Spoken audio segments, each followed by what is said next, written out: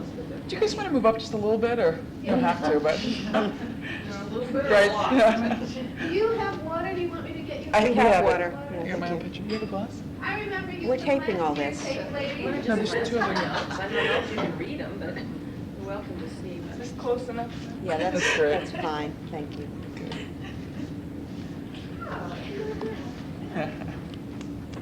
Well, hello and welcome. I heard that since this room is a little off the beaten path, that sometimes people have been coming in, you know, as the presentation goes on. So maybe we'll leave the door open for a few minutes unless we hear a lot of outside noise, and then I'll close it. The other thing is that what we'd like to do today is to present probably for about an hour and 15 minutes or so. And then certainly if people have things that they need to say, jump in. And then we'll have some time for discussion and some case material. I'm Mary Ellen Butke, and I'm a clinical social worker at a child and adolescent psychiatric hospital in Rhode Island. And I work, probably about half my caseload is work with adoptees, adopted children and adolescents. I also have a private practice, and probably 50% of that also is adoption related. I also run a search and support group for adoptees and birth parents and adoptive parents in Rhode Island, and am an adoptee who searched, and I'm about a year and a half into a reunion with my birth mother, and that was a 6-year search. So in terms of the whole search process, I had a lot of time to do some work around some of that, and I'll be weaving pieces of that into the talk today. So. I'm Nora Reef. I'm a social worker at Catholic Charities of Northern Virginia, and I've worked in the DC area for a number of years. I'm an adoptee who had a 10-year search, not necessarily a reunion, I wouldn't call it that. I completed my search. Birth mother was not real receptive, but again, I had plenty of time to process every step of the way over a period of 10 years. I also have a small private practice dealing with adoption-related materials and issues. I see birth parents who are dealing with post-relinquishment issues. I see adoptive parents at various stages of the process, both at the agency and in my practice, and I see a lot of adoptees. I'm a program director for the Adoptive Birth Parent Support Network in the Washington area, and feel like adoption is my whole life these days. The other interesting story about the two of us is that I grew up in Washington, and Nora was actually one of the social workers who was at the agency when I went back to get, I'd been dealing with another social worker, but then she came on and was a light in the darkness of a very closed system, so, and helped me find. So now who would have thought we would be presenting together? Never would have believed it. Right, exactly. About 6 months ago, I was asked to present at the conference, and I thought that was a great idea and was excited about it, and talked with Susan Miller Havens about a few different possibilities of what I'd be talking about, and then forgot about the conversation. And about 2 months ago, got the brochure of this conference and opened it up and was excited to see my name in print. And next to it, it said, "Counseling the Adoptee to Search or Not." And I thought, oh my God, I didn't agree to this. You know, I have nothing to say about this topic, and you know, why did they ask me to do this? And was really, after it really took a couple days to think about what this topic was about and why I was asked to do this. And I think my initial shock and reaction was because two different reasons, really. But one is because I don't see the work I do necessarily as counseling, sort of counseling people to do something or not. It's more therapy where I help people explore what their issues are. And the second piece is that, at least for me, I think that search is such an important and, you know, important process that people really need to decide on their own whether or not they're going to undertake that. And for me to have power over counseling somebody to do or not do something is something that, you know, that I don't really want to have the power to do. And I thought about that in light of growing up in a dysfunctional family and being relatively codependent and thinking, I don't want to have control over other people's lives like that. So I thought that would sort of be an interesting opening part about the topic. So we will be talking about the search process and about clinical issues and search. But probably nobody will leave thinking, right, here's the situation where I counsel somebody or not, which I assume people thought about anyway. The other thing I think is that it raises another important issue about our own biases and our own values in regards to adoption and in regards to search. I'm at this point sort of very pro-search and run a search and support group, and I need to watch myself with my clients because I most often think that search can be very growth producing and a very healthy thing for people to do.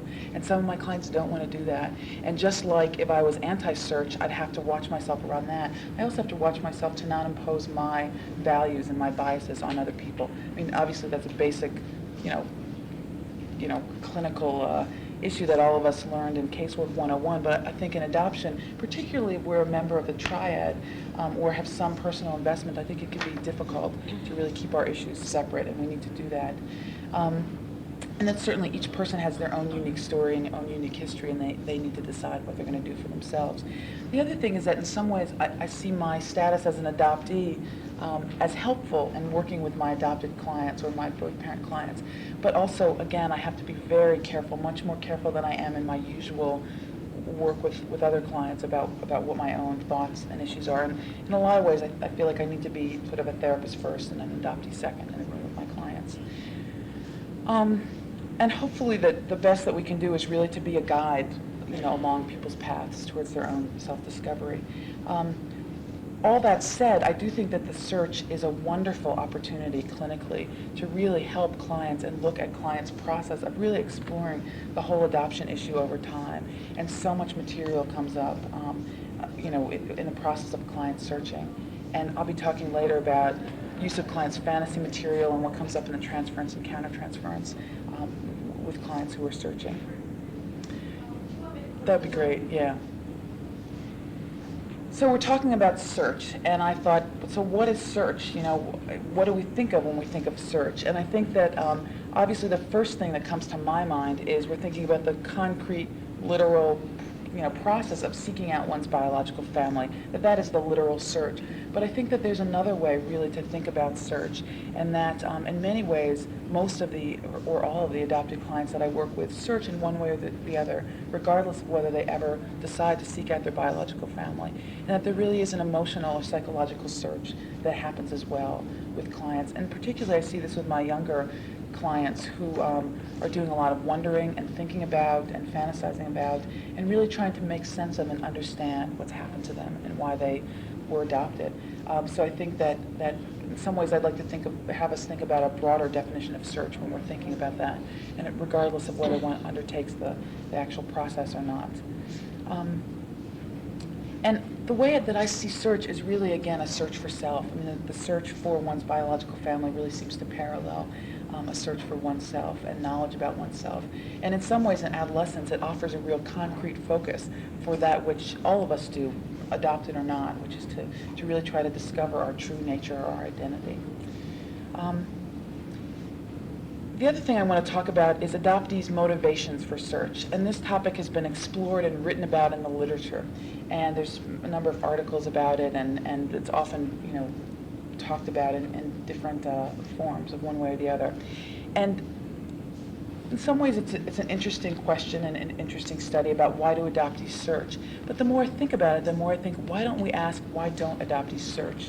And in some ways asking and questioning and exploring why adoptees search puts the whole arena up for discussion and as well as pathologizing those clients or those adoptees for doing that. And just like it's not fair, I don't think, to put a non-searcher on the spot about why aren't you searching, and that's not okay. It's also not okay, I don't think, to put adoptees on the spot about that. And I want to read you something from Robert Anderson, who's also doing a presentation today.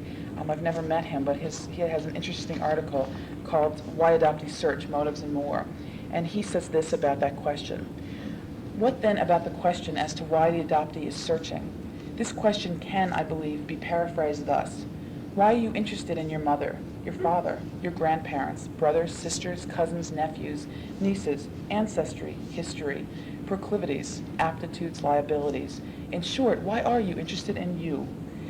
To this question, the adoptee gives a direct, unquestioned response. Why? Is this not an absurd question? How does it differ from any of the questions above? The search question does not demand a response, at least not an informational one. "Are you out of your mind?" might be an appropriate response, but not, "I'm interested in finding some medical history so that I might be able to monitor the health of my newborn child." How timid, how differential adoptees are, how low is their sense of legitimacy that they have to offer up such absurdities in view of such an affront. This is the tragedy, that adoptees more often than not do not feel justified in living life as it is, but have to come up with socially acceptable excuses to justify their interests, their needs, and their lives. They cannot be honest with themselves or others because the conflictual forces, external, if in the form of "how could you do this to your adoptive parents," or internal, in the form of "she gave me up and I do not want to give her the satisfaction of knowing that it matters," interfere with the process of living, of life from their own authentic position. I couldn't say it any better than him. And I thought that he did a really good job of saying, again, saying that in some ways that's an absurd question about why adoptees search. But I do think it's interesting to think about what people even say as their motivations for search, and that in fact that's really rich with material. And I'll share a story about my own history about search from in my own process. I started searching probably about 7 years ago, and once I'm the kind of person that once I decide to do something, I do it full force and get very invested in it, very involved. So anybody who knows me through adoption, I'm an avid pro searcher and I'm very involved in, for open records, whatever. Well, this has not always been the case. Much that I'd like to deny that fact about myself. About 8 years ago when I was in college, in my last year in college, I met a woman who was in the process of searching for her birth mother. And I met her, she'd come to do a speech about something else, and we talked about adoption. We had a conversation, which I don't remember. She left, that was that. And about a year later, I had made a decision to do something very different from what my adoptive family wanted me to do. And I was very afraid that I would be rejected, and I decided to undertake a search at that time. A year following that, I ran into this woman again. And I told her that I was searching with my joyful, "I'm searching, this is wonderful" attitude. And she looked shocked and stared at me and said, "You're searching?" And I said, "Yeah, why?" And she said, "Don't you remember what you told me when I first met you?" Which I didn't. And she said that I had said that, one, I was not at all interested in searching, that I would never search, that the only reason I would want to search would be to reassure my birth mother what a good thing she did by giving me up, which is really, can't believe I said that, but that it would be much too hurtful to my adoptive parents, so I would never want to do it. And I then remembered that I had said that, but was really shocked. And I think that, again, when I look at my growth process over the years, and for me that was really denial. And it was denial for years about my own wants and needs. And I think that oftentimes, and again, this happens with other folks as well, but adoptees can almost develop sort of a false sense of self, because we can pick up and take on and are very sensitive to the environment and what others want from us, particularly adoptive family, and often say sort of the company line about things. So I think it's interesting to think about why adoptees search and for what adoptees tell us. And I think if you're in an agency, and Nora will be addressing this later, that's really, it puts you even in a more difficult position because you would be the one that has the information. So you really need to think of the politically correct answer to say. But even if you're in a position of being a therapist that doesn't have access to that information, I think that people's own denial can get in the way. So what do people say? Well, what's the politically correct thing to say? Certainly medical history is one of the least offensive things to say, and not that it's not important. It's awful to go to a doctor and not have any information, but it's so, who can argue with that? Who can argue with the medical history question? It certainly doesn't tell the whole story. The other thing, and again, in the running a search and support group and having people call me and talk to me for the first time, you hear a lot of different things people say. And people often say that they really want to reassure their birth parents that they're okay.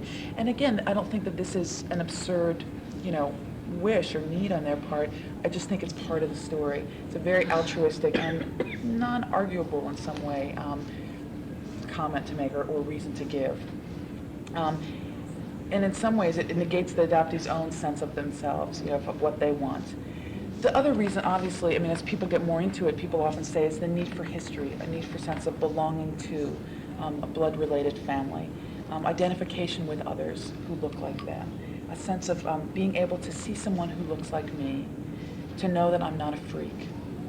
And a story about that I want to share is with a 17-year-old young woman who I was treating a while back. And oftentimes when my clients first come in, I ask them to describe themselves to me. What do they look like? What do they think they look like? What do they feel about their body? How would they describe themselves to someone else? And the first thing she said in response to this question was, I hate my nose, I hate my nose, I have the ugliest nose. She had quite an unusual nose. It wasn't an ugly nose, but it was an unusual nose. And she went on to really degrade herself about the way that her face looked. And she said, I've never seen this nose on anyone else, and therefore it's ugly. I mean, she really believed that it was ugly because it was different. And I think that this whole issue of being ugly or being not okay because the adoptee is different from who they see mirrored back to them in the form of their adoptive parents can often be, again, very difficult and cause, I think, impairment in kiddos' self-esteem as they're growing up. And I think it's important for us to talk about identity development and identification. And of course, Erik Erikson is the father of some of this. I have a quote from him because he actually, a lot of his writings are very applicable to what we think about in terms of adoptees' development. And he says the problem of identity is that it must establish a continuity between society's past and future, and that adolescence in all its vulnerability and power is the critical transformer of both. And certainly if we think about for adoptees what their past and what their future is, that oftentimes adoptees don't know. And this certainly is going to hamper their identity development over time and leaves them quite vulnerable, I think, to forming a positive sense of self. Also, Herlock at 55 says that until the individual establishes a stable concept of self, he or she will be uncertain about his ability, his status in the group, and how he compares with others. Those with stable self-concepts have higher levels of self-esteem. Well, how does self-concept develop in kids? And I believe that and writers have said that it really begins to develop in infancy. And Melanie Klein contends that the infant has an awareness of the mother from the earliest weeks, and that by 3 or 4 months, she or he has a basic sense of trust and mistrust. By 5 or 6 months, the infant has developed a sense of security and insecurity. So if we think about the trauma of separation of an infant from their biological mother, and I believe, and I'll talk about this in the grieving, when I talk more about grieving, that this initial separation really leaves an infant vulnerable. And then depending on how long the period of time is between when they actually separate from their birth mother and when they go into an adoptive family, this very basic sense of trust and mistrust, or of security, insecurity, can really be impaired from quite an early age. And we'll see this, I think, with a lot of our adult clients. We're working with adults. The other thing that I think is important to say about this period of time is that it's pre-verbal. So of course, with pre-verbal trauma that happens, people often, they don't have words to express what it is that's happened. And this leaves people particularly vulnerable to periods of depression or mourning or grieving that there's no explanation for. The other thing about self-concept is that as kids grow, they begin to also broaden out about, in terms of developing their self-concept. And the kinship is very important in that. Sometimes kids don't necessarily identify with a biological mother or father, but perhaps with an uncle or an aunt or a cousin or a nephew or some way of, again, in the kinship network of having that sense of identity, or having more and more people to identify with. And the adoptee, too, is at a disadvantage here of being oftentimes cut off, most often cut off from that kinship. And again, looking around to that extended family and not being able to see that mirroring back of themselves. Okay, and I want to illustrate this point by reading to you a story that, of course, you all know, all of us know, but when I reread it again, it really hit home for me about this whole issue of identification. And this is sort of, reinterpreted by H.J. Sands in Genealogical Bewilderment in Children with Substitute Parents. And it's the Hans Christian Andersen story of the ugly duckling. And in this case, it is the swan deprived of knowledge of the swan's genealogy by being hatched in a duck's family. The swan is rejected because he cannot do what the others in his family can do as a result of the different genetic endowment. Persecution leads to depression and wandering, symptoms found so often in the genealogically bewildered child. At one time, the young swan is fostered by an old woman who already has 2 other foster children, a cat and a hen. The cat despises him because he cannot curve his back and purr, and the hen because he cannot lay eggs. The ugly duckling's heredity at this stage of development allows him only to claim swimming as one of his abilities. He ventures to say, as many foster children or adoptees have done, that his foster family do not understand him and is told by the hen, "You've got nothing to do. That's why you get these whimsies. You try laying eggs or purring, and you'll get over it. We don't understand you, don't we? Thank your maker for all the kindness people have shown you. Haven't you got a nice warm room to live in and the company from which you can learn a thing or two? I am talking to you for your own good, and when people tell the unpleasant truth, then you get to know who your real friends are." The ugly duckling then does what other foster children have done before. He runs away, out into the wide world. One afternoon he sees some birds which strangely inspire him. They are swans, but he does not know this. He has never seen such beautiful birds, but he's not jealous of them. He encounters further rejections and hardships, but then suddenly finds that he can flap his wings more strongly than ever before, and then he can fly. Then once more he meets some swans. The ugly duckling recognizes the beautiful animals, and a strange sadness comes over him. He fears that they may kill him, but does not care. He must join them. "Please kill me," said the poor little creature, and meekly stretched his neck along the water and waited for death. But what do you suppose he saw in the clear water? He saw his own image. But he is no longer that of a clumsy, dirty, gray bird, ugly and awkward, but of a lovely swan. It doesn't matter at all being born in a duckyard if you come out of a swan's egg. And I thought that in many ways, this story really, and I want to use this now in my clinical work, especially with kids, it really illustrates the point of, again, not knowing both what you're going to turn out to be and also what you can't see reflected back growing along the way. In a lot of ways, I think this is an important story about search, because it really tells us that, teaches us something about what the search and reunion is often like for people.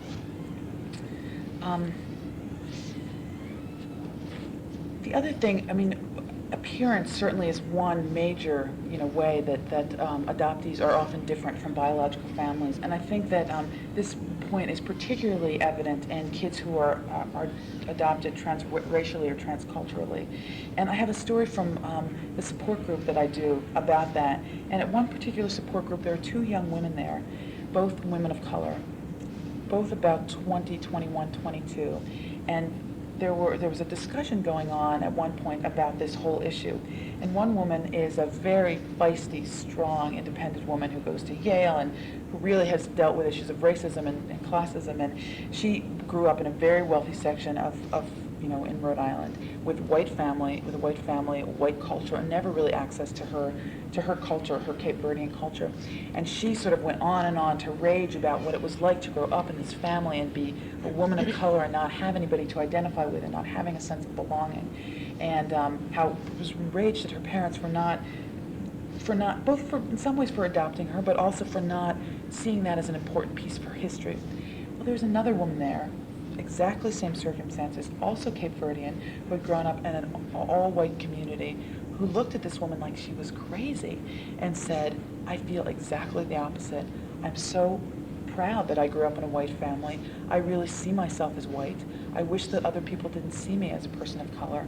I don't want to date black men. I want to date white men. And I get enraged when people assume that I'm going to identify with being black." Now, to me, it made me, and then this whole discussion about that, and it was really fascinating. And to me, I wonder, it's hard for me to imagine that she can feel good about herself. She was a dark-skinned woman. She was a woman of color. And hard for me to imagine that she can really integrate the sense of her appearance and what she looks like with that fact. But I think, again, it was a really fascinating contrast between that these two women made. The other ways that differences can really play themselves out are issues of intelligence, and we'll often see that with adopted kids, and that can go both ways. I've seen it where adoptees who are relatively bright and academically inclined get adopted into families where education isn't important, and they often feel like a freak for wanting to study or wanting to learn or wanting to read, and going off to college or even to graduate school can often feel like a fraud. And this was true for me. I was raised by parents who were high school educated. My birth mother was high school educated, and after 6 years and in my reunion, after having gone through college and then to Smith and feeling like this is a mistake. I don't know how I got into school for graduate school. I should not be getting a master's degree. And found out when I found out about my birth father that he had 2 masters and a PhD and was a professor in Wisconsin, and thought, right, this makes sense. And so that can often leave people, adoptees, very confused. On the other hand, if adoptees are not necessarily gifted or real bright or academically inclined, but have other skills or talents and are placed in a family where that's very important, they can often feel very, very stupid or very less than. And I think we often see that in our clients that we work with. We're learning disabled in some way. Okay, the other thing that I think many of us see are issues of mismatch, and that can happen with intelligence and with appearance, with personality, even characteristics. And this often, I think, is a cause for disruption, particularly in adolescents. I work in the outpatient department of a child and adolescent psychiatric hospital, but often have opportunity to consult on or to meet with adoptees who are in inpatient units. And a lot of times, those adoptees who get admitted are not having problems that are really of the magnitude that the other kids on the unit are having. But it looks so different from what they're growing up in that it's seen as so foreign that they're placed out. And I think it's easier to let go of an adopted kid, to really, as they call it, my adolescent adoptees, to get disadopted, because it's like you chose them and you can also give them away. And I see adoption disruption often happening in adolescence where there's just really, it's like Mutt and Jeff or night and day. And it's interesting in working with non-adopted families to sit in a room with a family where the kid is acting out, say he's running away or he's drinking or she's, promiscuous or whatever, but with non-adopted families. And I do some family treatment, you sit in the room with a family, you say, does this remind you of anybody else in this family? Did either of the parents, did either of you as parents, have any of this? And the father says, well, I did my share of drinking when I was a teenager. I can sort of understand, well, who's he most like?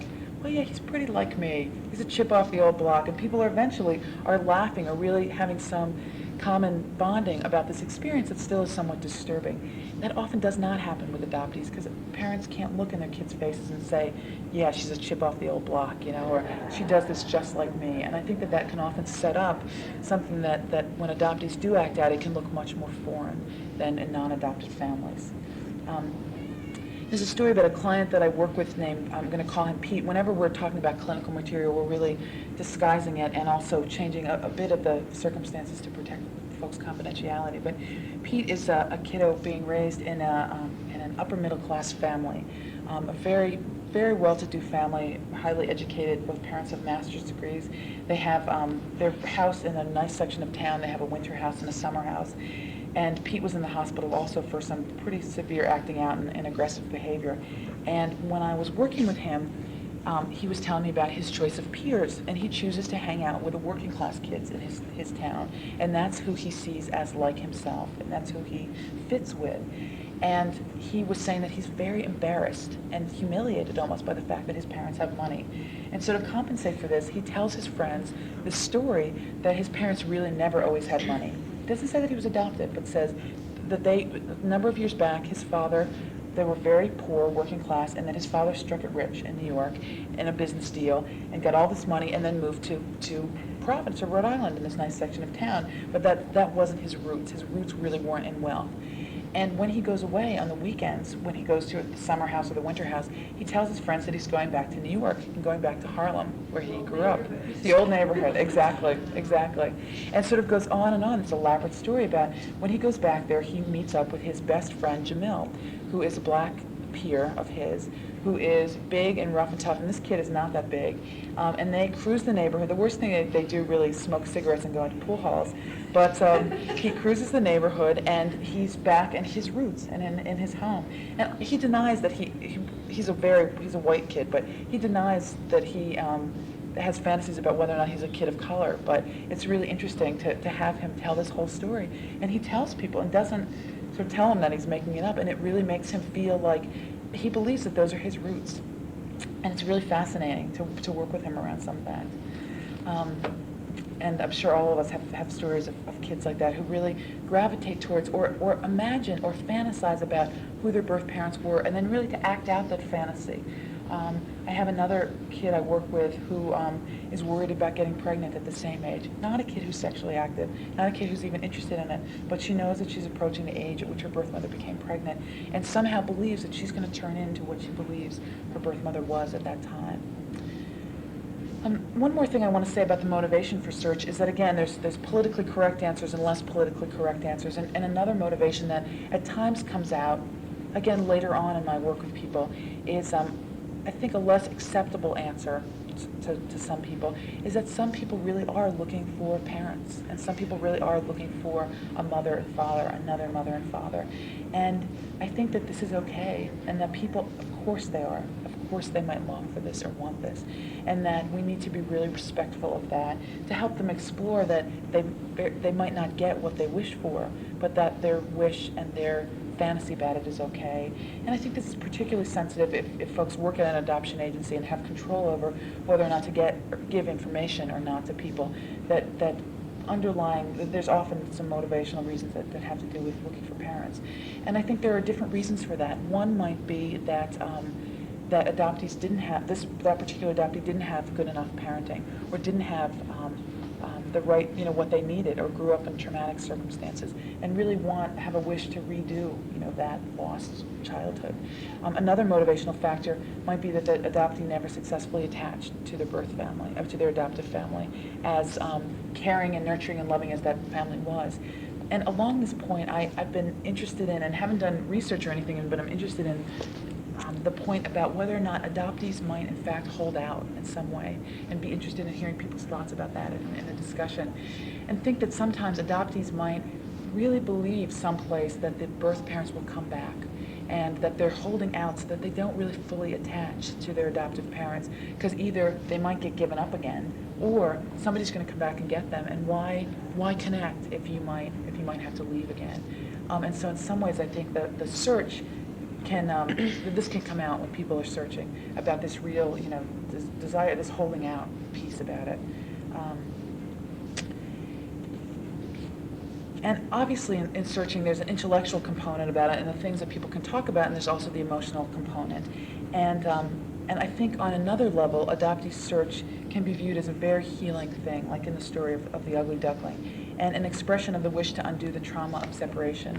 And Robert Anderson also has a nice way of saying this. He states that adoptees either hope to relive the past that was lost at the time of separation, or hope to heal the wound caused by the separation, and thereby to provide a more authentic base for living their lives.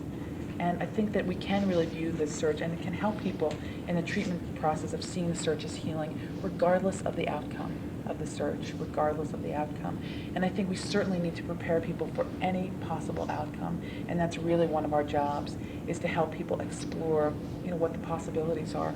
I know that when I was searching and was in therapy at the same time as I was searching, I really had idealized my birth mother quite a bit, and would talk intellectually about, okay, maybe she's a drug addict, or maybe she's dead, but really was holding out for this fantasy mother. And my therapist would push me and hammer and push me, and I'd be, fuck you, I don't want to hear this, but it was ultimately a very healing thing for me to have explored, with affect associated, all the possible outcomes, all the ways that it might have been, and it's still disappointing at the end. It's still never going to be the person who you imagine it's going to be, but I think it can be very healing along the way to put all the fantasies and feelings and thoughts on the table and look at them and have them be really grist for the mill along the search. Why do adoptees temper down their requests, and why do we all give the least offensive answer? And I think in some ways the false self piece is true, and in other ways many of us are good adoptees and really learn what people want to hear and what people don't want to hear. And I think, again, if you're at an agency, you might be more likely to hear, and Nora will talk about this, the mealy-mouthed answers or responses, because you really try to read very carefully what's okay to say and what's not okay to say. And I think implicit in some of people's wonderings about motivation are, again, these things of when people ask about why we're searching, that there's something inherent in there about, after all your parents have done for you, how could you do this? And in fact, people say this, have said this to me all along the way of my search. Or this, how could you do that? She gave you up, she doesn't want you, why would you ever try to find her again? Or what if you find something horrendous, incest, alcoholism? And what I say to that, for clinicians that I talk with about the search, who say, isn't it better sometimes not to have clients or counsel people to not search when you know you have information that the circumstances were horrendous. And I think that adoptees fantasize about the worst anyway. And usually adoptees can't find anything out that they haven't already thought about or fantasized about. And I really believe that the truth is healing, and the truth is going to be much more healing than secrecy or lies. And we had a story about that, which is actually the first woman of color that I was talking about that is going to Yale, and she has given permission also to tell this story. But she recently was reunited about 3 weeks ago, and she's the product of father-daughter incest. And she had sort of inklings about this along the way, but didn't know for a fact. Found her birth mother and asked her birth mother who her birth father was, and her birth mother told her. And she's a very strong woman and said, it's okay, like, I'm going to deal with this. You know, he's still my father. I'm still going to deal with him. I need to deal with this issue, and this is not my dirty little secret. This is not my shame, and I will not take this on. She proceeded then to meet the other aunts and uncles and get people, together and talk about this issue. And the father, her birth father, grandfather, had always denied that he had raped her birth mother all along the way. So she got everybody together, and everybody said, yes, yes, yes, your birth mother's right, that this is what happened when she was 14. So they all went over to the birth father's house, sat in the living room, and Sarah said, so, George, who am I? And he said, you're Candy's daughter, you were given up for adoption. She said, right, who's my father? And he gave the answer that had been given before, which, she had slept around and she was a slut and whatever. She said, George, who's my father? And she sat in that room till he said, crying and whatever, that he was her father. And she said, you will never deny this fact again. You will never deny that you are my father and that you raped my mother. We'll deal with each other. We'll work this out. I have a lot of feelings about this, but you will never deny that again. So later on in the conversation, they were having dinner or whatever. In the middle of the conversation, Sarah stops and says, George, who's my father? She said, just practicing. Don't want you to forget. And it was like, and part of me, I do a lot of work with sexual abuse, and there's part of me that was like, oh my God. Another part of me that said, right, like this is what we need to do. This is what all of us need to do, is to say, I will not take on this shame. I will not take this on. And I thought that was, again, not all adoptees are going to react that way, but I thought that was a really powerful, powerful story. So she's quite an interesting person. That story is such a good model. You should get that into print. She and her birth mother are now talking about co-writing a book about it and about that particular story, because it's so powerful. And I think that incest is always brought up, and every time I talk with especially adoption agency workers, because it is difficult. It's not easy. There's no question about that. But really, how do you tell, and do you tell or not, and what are the ways to do that, or how do you prepare people to do that? So, okay, I want to talk a little bit more about some treatment issues. How are we doing on time? We're doing okay. And again, like I said before, the search really offers a concrete focus in the quest for identity, and I think that the search is a wonderful opportunity to explore all the fantasies, again, about adoption and about birth parents. And fantasy material is really rich and provides windows of opportunity into clients' inner world. And I think that what's interesting is sometimes to really explore fantasies over time, because fantasies will change over time. And that the fantasies a kid might have had at 3 or 4 or 5 when they're first being told, and what they'll have in latency and what they'll have in adolescence and then as an adult, are going to be different. And the fantasies seem to tell a really powerful story, both about the self and about the other. And I think the other thing about fantasy is that there's really layers and layers. Just like there's layers of motivation for search, there's often layers of fantasy about the birth family and about what they'll find. And most often adoptees will say to me at first sort of the standard pat answer that was reinforced over time growing up, which is, my birth mother gave me away because she was too young to care for me, and I got adopted. I was chosen by this wonderful family. So they'll say the basic answer, but then if you scratch the surface, there's often a lot more underneath.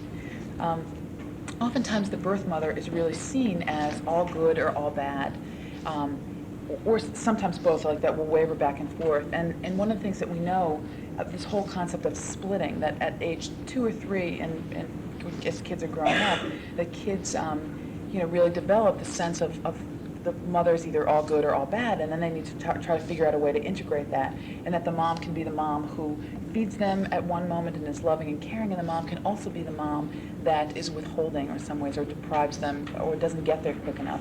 And then eventually when the kid realizes that this is both the same woman that's being depriving and good, that there's that integration of the good and bad other object. And if you have a good enough mother, then that good-bad can be integrated.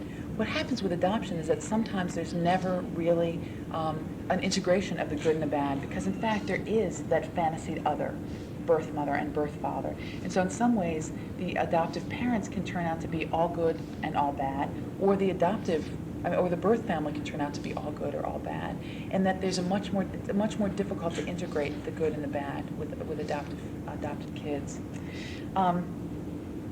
So what do adoptees think about the reasons why they were given up? Many adoptees, I think, after we scratch the surface, believe that there's something wrong with them, that they were bad, that they were defective, that they were unwanted, that they were a throwaway. And kids come up with these things all by themselves. Adoptive parents often ask me about, I don't want my kid to feel this. And in a very loving, caring way, they say, I just don't want my kid to feel that they were bad or that they were unwanted, and I want to say all the right things. And if I just say the right things, maybe they'll believe that that's, maybe I want them to know that that's not the truth. And kids, as we all know, sort of come up with their own answers all by themselves, regardless of what we tell them. I mean, certainly if you tell them your mother didn't want you, that's not going to help, but I think the kids come up with their own sense of worthlessness sometimes when they find that they were given away. Kids have said things to me and adults have said things to me and as explanations as, I must have cried too much. I was an ugly baby. If you had seen my pictures, you would have understood why she gave me away. I was a burden. I was too much for her to handle. I was really sickly at the beginning, and so she could never have cared for me. I'm the product of a failed abortion. And some adoptees I've treated have contemplated suicide or even attempted suicide, and some attempt, unconscious usually at the time, of really completing what they believe should have happened anyway. If abortion had been legal, I would have been dead. So why not just complete what should have happened already? And I think that fantasizing really allows adoptees to try to come to terms with their status of being adopted. And so fantasy, in fact, is really important. But one of the things we find with kids growing up is that sometimes adopted kids tend to use fantasy material excessively and even become really preoccupied with fantasy. And I think in the absence of reality and real information about birth family, kids can often be left to fantasize. And adopted kids are often misdiagnosed or disproportionately diagnosed with attention deficit disorder and latency. And I think that this would be an interesting study to see whether it's really, a medically based attention deficit or whether they're really preoccupied with fantasy. And a lot of times you don't get that right away when you first meet with a kid and meet with the whole family together. There's an adopted kid. The kid's not doing well in school, not concentrating. You'll say, you think about adoption in the context of the adopted family. No, never talks about it, never thinks about it. You get the kid alone, and it's over more and more and more material. The other reverse of that, of excessively fantasizing, is for adoptees who really cut off any fantasy life. That fantasy is too painful. That to fantasize about who the birth parents were or why they were given up is so affect-laden, it's so charged emotionally that kids can't let themselves even fantasize about this. And this really, we'll see adults who are really sort of deprived in some ways of not having been able to have that fantasy in latency or adolescence. And I think that that's really important to work with adult clients around reclaiming their fantasy life and let them experience the affect that comes along with that. Another fantasy that kids often say was that they were stolen from their biological parents, and this certainly has implications for adoptive families. And they say that their birth parents really wanted them, but in fact they were taken away. And sometimes this is true. I mean, if we work with older kids who were in fact, parental rights were terminated, this can often really severely affect the bonding and the attachment that happens with the adoptive parents if they were in fact taken away against parents' will. Kids fantasize about, and adults fantasize about who the birth mother is. Sometimes she's a whore or a slut. The birth father is somebody who is irresponsible, was a hit-and-run kind of guy. They're a product of rape or incest. Perhaps they're dead. Perhaps they're drug or alcohol involved, mentally ill. Rich, powerful, famous prince and princesses, the queen that's going to come back and save them, somebody who has a trust fund, who's waiting for them to come and get it. I have one adopted kid who believes that his father's Donald Trump. He really believes that his birth father's Donald Trump, and he, I don't know if that's a wish or a fear on his part, but he brings it up all the time. It's interesting. Okay, and we can't talk about treatment with adoptees without talking about issues of loss and issues of grief and issues of mourning. And certainly this is really a crucial part of the whole process of search. And in some ways, the more I think about it, the more I think that searching in some ways is almost equivalent with mourning and grieving, and that it's very difficult for adoptees to grieve what we do not know. We grieve these fantasy parents, but we never know what we lost. And I think if you don't know what you lost, you don't know how to grieve it. So in some ways, each time finding out new pieces of information about who the birth family was and what the mother looked like or what they did, educationally or whatever, is sort of more, it's interesting and wonderful and great to get it, and then also that the adoptee has to grieve that they didn't get to know that before, or didn't get to have that or grow up with that. And as the more and more a client gets a real person to grieve, the more I think that grieving is possible. And Martha Wolfenstein has an article on How is Mourning Possible, which talks about the grief process with kids and adolescents, and she really contends that kids have a much harder time grieving a lost parent than adults do, and that it's very difficult to decathect, and that oftentimes the lost person gets hyper-cathected and over-idealized, and that so even for kids who know their biological parents and then that parent dies, it's very, very difficult for them to mourn and for them to grieve. And if we think about that with adoption, I think it's even more difficult, because you don't even know what you lost, but you know you don't have it, and you know you got to grieve it. But how do you put all that together? And I think that in a lot of ways, adoptive parents need to be helped in working with their kids on allowing that grieving possible, because in a lot of ways their joy at getting a baby or getting a kid is that kid's trauma and that kid's loss. And oftentimes kids are told about adoption in this very wonderful, positive, happy way of, we were so happy we got you, this is a wonderful, joyous thing, but the child is being told about the first primary trauma and loss, and it gives a very mixed message to the child. Am I supposed to be happy that I'm here, but I'm just being told of this loss? How do I integrate those two things? Okay. And I think regardless of what one finds in a reunion after the end of search, we need to grieve the lost time, and we need to grieve not having had that person, because one can never get back those years. You can never get back what you lost. So even if you find the most wonderful, positive reunion, I think you still need to do the grieving work. And that these sometimes can come at times that make sense, like birthdays, or oftentimes that adoptees are not happy, that adoptees really need to grieve the loss of not having their biological parents. But there are other times also that seem like anniversary reactions that the adoptee has no awareness of. So they might come into your office and say, I am feeling so blue this week or this month or this period of time. I have no idea what that's connected to. And it's important for us to try to see if we can get a sense and piece together whether that is, in fact, an anniversary reaction. One of the things I found that I think is fascinating possibility for research is that many adoptees go through periods of grieving and mourning at the same period of time that they were in an orphanage and not connected to anybody. And that once they get the concrete, right, it's right after my birthday. I was placed in the orphanage a couple days after my birthday for 4 months, and that's the period of time that I am the most blue. Always.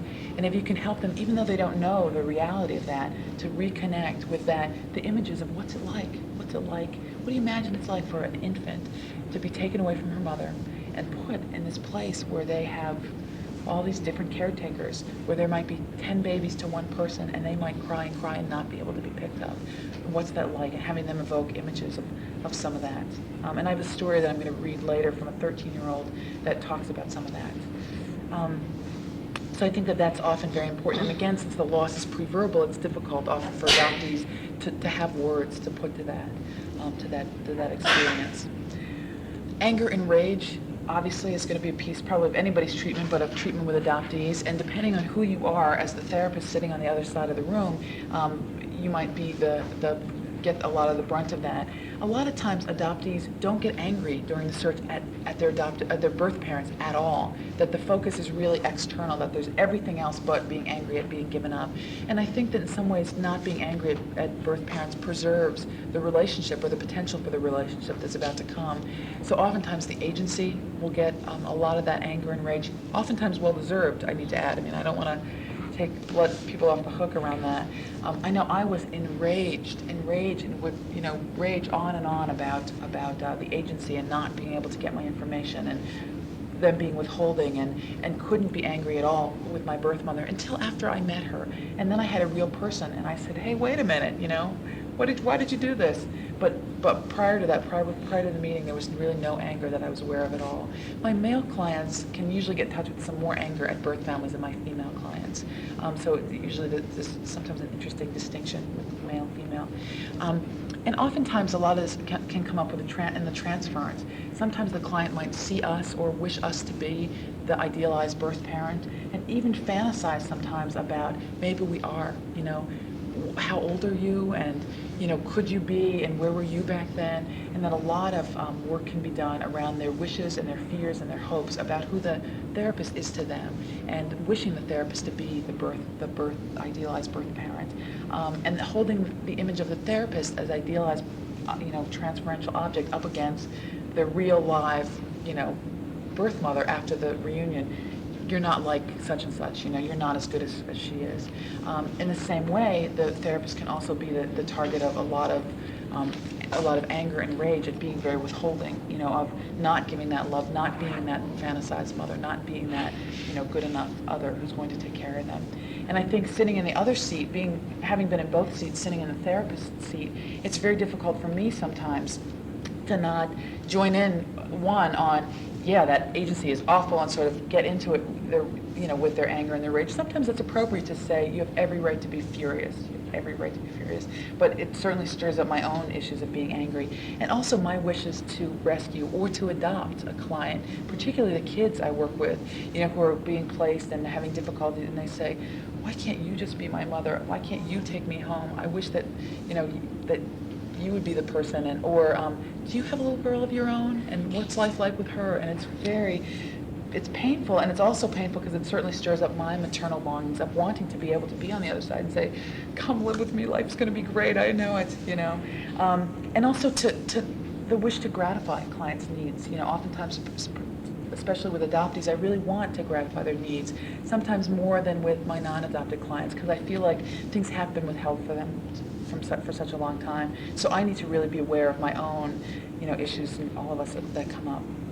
And the other thing is the issue of self-disclosure that I think is important for all of us, especially if we're triad members or not triad members. And we can obviously be the issue of projection around, whether we are or we're not.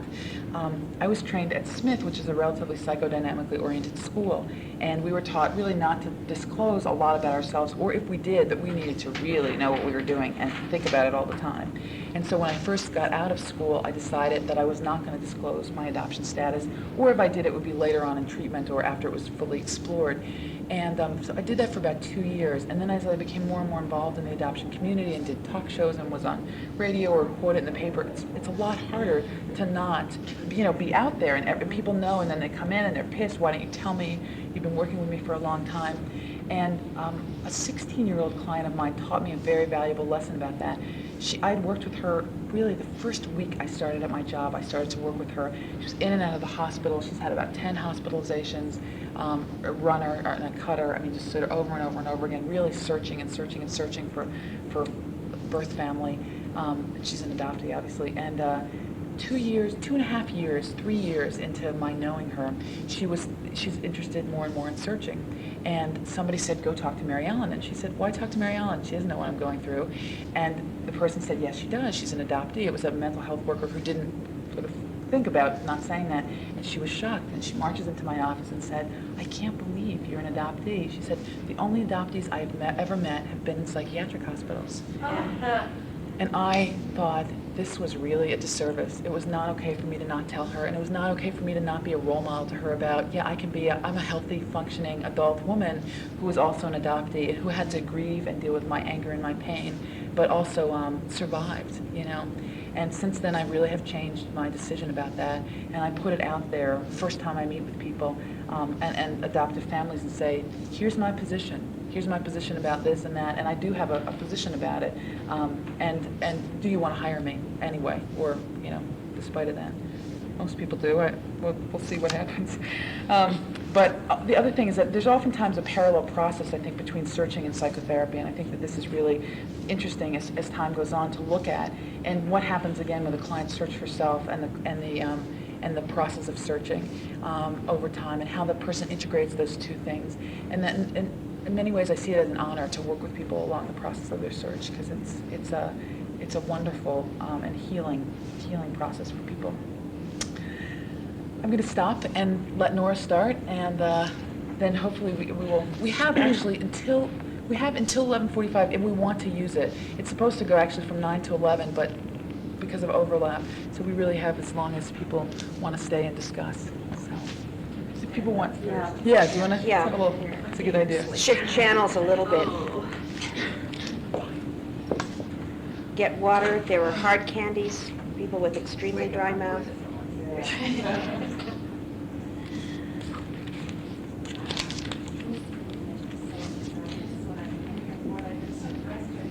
Are we still using Chosen Child, for heaven's sakes? I thought we got rid of that 20 years ago. In my agency, it's one of the books that people can look Yeah, at, we still have it on our we're shelves, I guess, but. really looking for other kinds of things. I've been involved with adoption for over 20 years, and when I started, we were trying to get rid of that term. I'm surprised they even used that. I suppose people Well, are I think it's still part of what adoptive parents say, maybe, too. That's what I mean, you know, aren't we And, getting adoptive parents away from that? Yeah, we really try to talk about the complexities of what it means. I mean, I do home studies and, as well as working with post-adoption clients, and I think we do, you know, we do talk about sort of the whole process of adoption having two components to it. And you're choosing parenthood, you're not choosing And children. I think in my agency, since the birth mother basically chooses the adoptive family, although we pre-select people that They choose that, from. that you know that they have said we want this and this and this in a family. That they're very much aware of the birth mother's role, and I think it makes it much much more difficult in some ways to not attend to that piece of things. Yes. And at the same time see chosen as having a different kind of meaning maybe than the old myth that I certainly grew up with. Yeah. May I address that to you? Are we still using chosen child, for heaven's sakes? I hope not. I mean, No, it's a good question. are kids bringing that up and say they were chosen? Some of my adult clients or some of my later adolescent clients are saying that, huh? Yep. Could we get a copy of that story that you read about the ugly duckling? Sure. I would love to have a copy. Sure, I will, I have a bibliography, which I think I left in my room, which I will go and get right afterwards, and people can even either come and find me, and/or I will also leave some out on the table out here. Okay. It has clinical issues in the search process on the top. I feel protected. Oh, of getting it? Yeah. The other thing is that I could run up and get it and meet you all in 2 minutes after we finish. That's the other That'd be thing. great. It doesn't have this in it. If I can find a place to Xerox, I certainly can do that, because it's just on one page. I think they have a place here somewhere. Yeah, the right? business center is right. Oh, Sure good. they must have. I will definitely do that. Oh, good, 'cause that's Definitely. really neat. Definitely. Yeah, that's a Great for classic kids. article. The whole article is really, it's an old article, but I think he's the first person to use the genealogical bewilderment term, and I think it's just, a classic of its kind. Huh. Might be worth getting a whole article. Yeah. Is that article on your bibliography? My bibliography, last minute. Mhm. No. But I can certainly, maybe I can even make a copy of the article. Or we can all go there together afterwards. Okay. Great. On the way to the hot tub. Right, right. Well, a lot of the themes that Mary Ellen talked about. Is it a server? Yeah, Mm. sure. It's a great idea. We're not going to run out of tape The here. workshop got great reviews from yesterday from people I talked to, so I'm really surprised it's so small today. I heard a lot of Well, good it's things. too early in the Right. morning, and I think there are Yeah, other. people are burnt out, I think, too, already. Well, it's been an intense experience. I don't know if it has for you, but Yes. I find that what you said initially, that you come to something like this as an adoptee and as a professional, and I mean, I kind of thought, well, last time I really got too emotional, last year, and so this year I'm coming as a professional, and I'm not going to have to really deal with my issues. And Boy, can you take a pill to do that? That's Yeah, great. really. Prozac doesn't work, I can tell you that. But you really never get away from it. And I guess that's one of the things that I find, initially when I went to social work school, it was the idea of doing something like Mary Ellen does. I taught for 15 years in high school and was very interested in working with adolescents on a one-to-one basis. I'd seen more and more that a lot of the kids that I saw in classrooms were very needy, and I really thought I do want to work with them individually.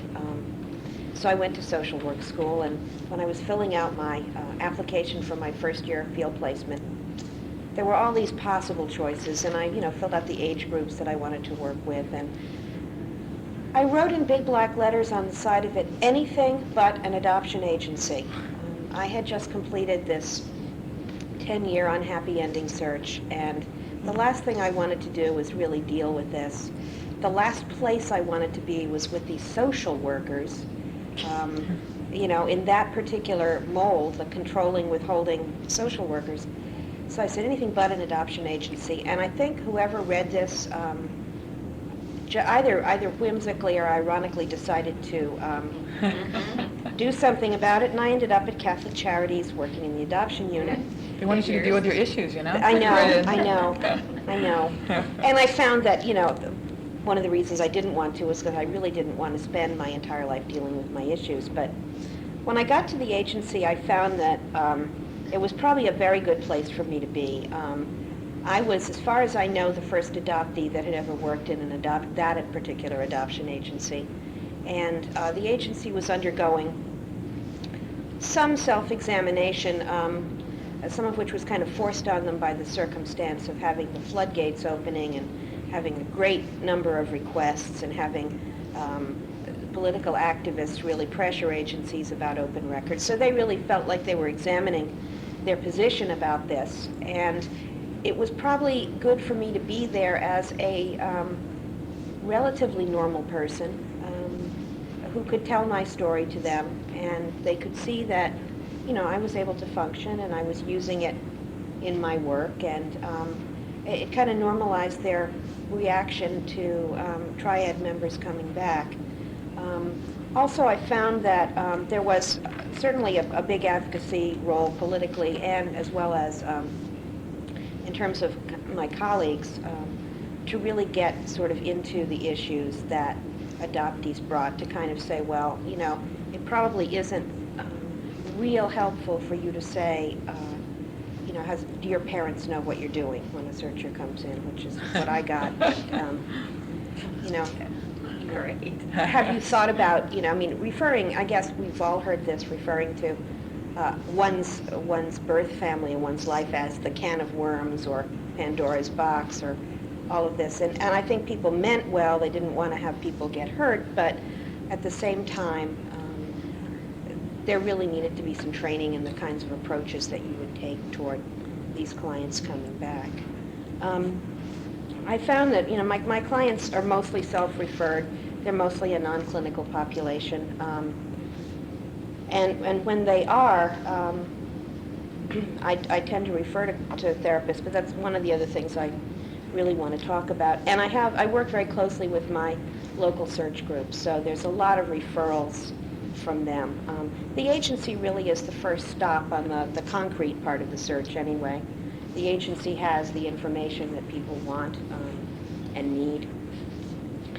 And as we talked about, or as Mary Ellen talked about in terms of motivation, I get people that come in with the politically correct line because, I mean, I guess, you know, and I hate this because I'm not a controlling person, but I am the most powerful person in their search. I'm sitting there with their file. And it's a terrible position to be in as an adoptee, doing that, knowing, you know, that you're sitting there with these people's lives and they are being these nice, mealy-mouthed, eager to please people who are very unreal. And it's sometimes just I find it a very painful kind of position to be in. And I've really thought a great deal about, you know, how I want to be with people that come in, and to try to get through their defensiveness, their, I guess, passivity, their eagerness to please. One of the things, I guess, that I think about a lot because I do home studies and the sort of beginning of the process as well as the end of the process, that the issues that we talk about a lot in adoption of entitlement and empowerment seem to play through the whole life cycle of adoption. Adoptive parents have to go through that long probationary period before they feel entitled to be a family. All the power is in the hands of the agency to decide whether or not they will be approved, whether or not they'll get a child, you know, whether or not the consent to adopt will be given, the court work will be done. And I see this really being played out at the other end of the cycle in terms of the adoptees who come in, who also feel, or they may feel entitled, but they certainly don't act entitled to receive the information that I have. They're also very unempowered in a lot of ways. And that's because, you know, I mean, the agency is this all-powerful kind of place. I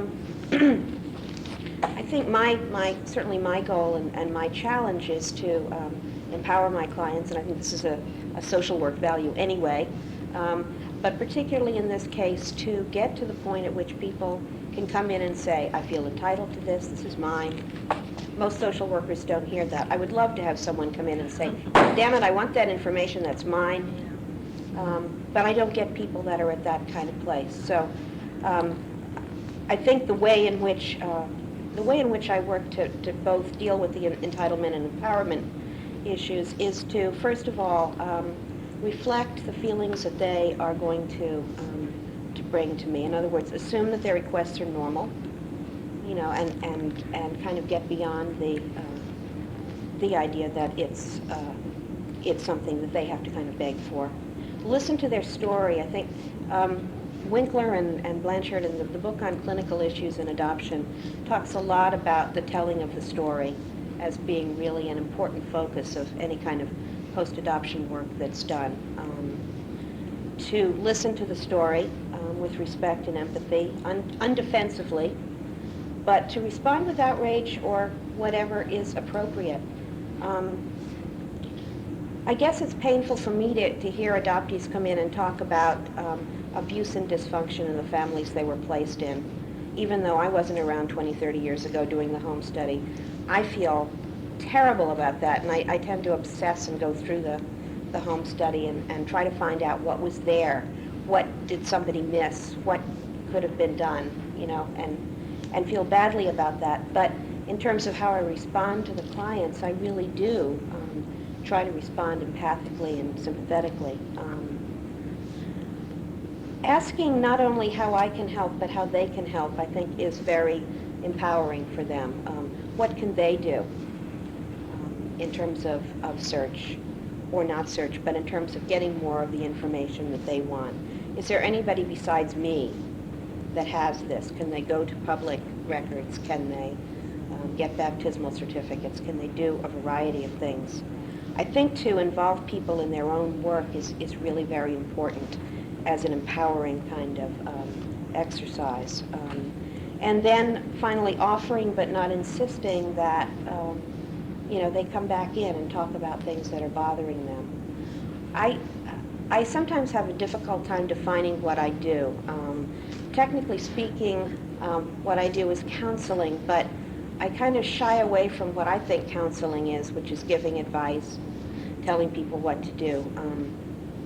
And although what I don't, and I also don't do therapy, what I do is something in between, and I think I tend to use a more kind of therapeutic model, not sort of saying, well, you know, you obviously are suffering, this is what you ought to do, but kind of letting them discover much in the way that you do in therapy and self-revelation and moving through feelings and I think telling the story is a very powerful way to do that. And I guess that's one of the reasons why I might have a slightly different point of view on self-disclosure than you do.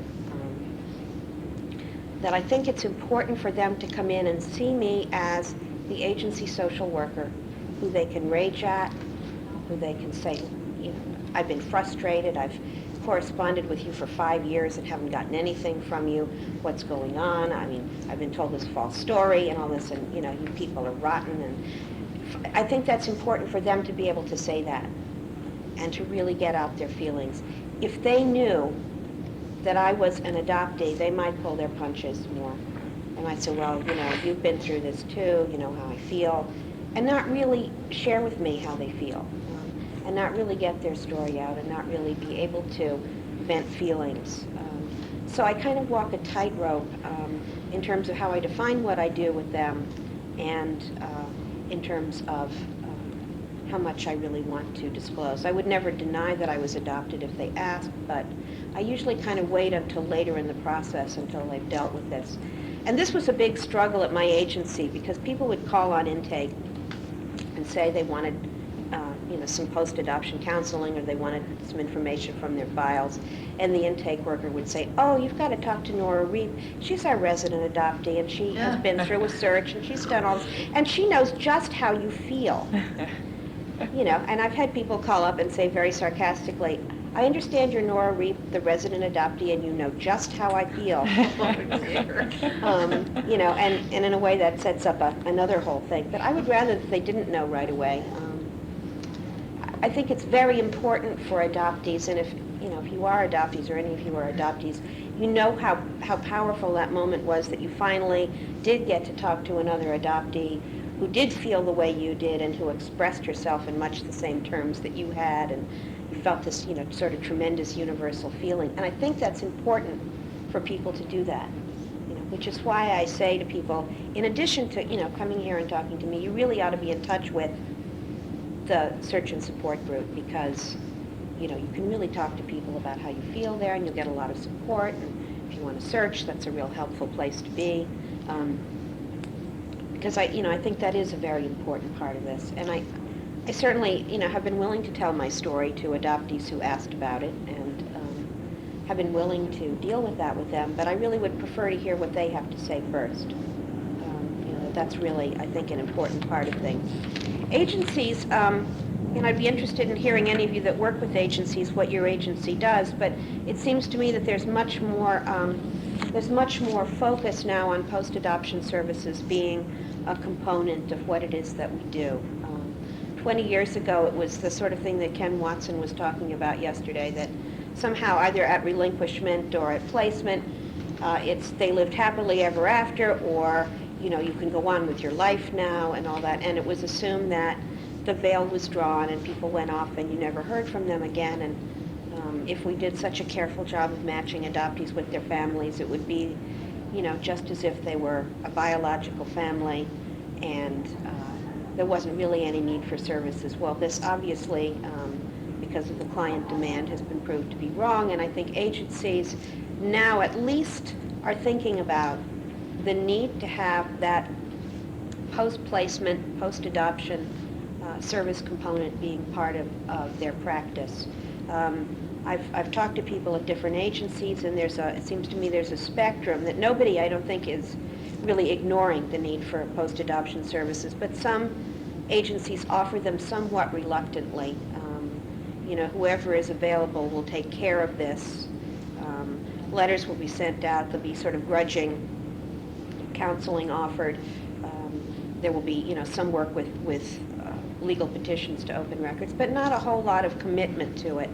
At the other end of the spectrum, and the agency I work at now is pretty much at the, good end of the spectrum in terms of thinking or anticipating services that might be necessary, offering groups for various members of the triad at various developmental stages of need, to have ongoing support for adoptive parents as they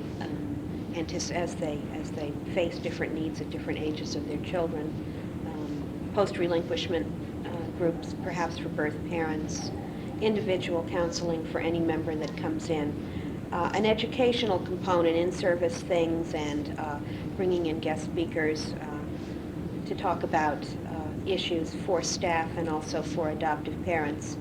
I think these are all things that need to be done.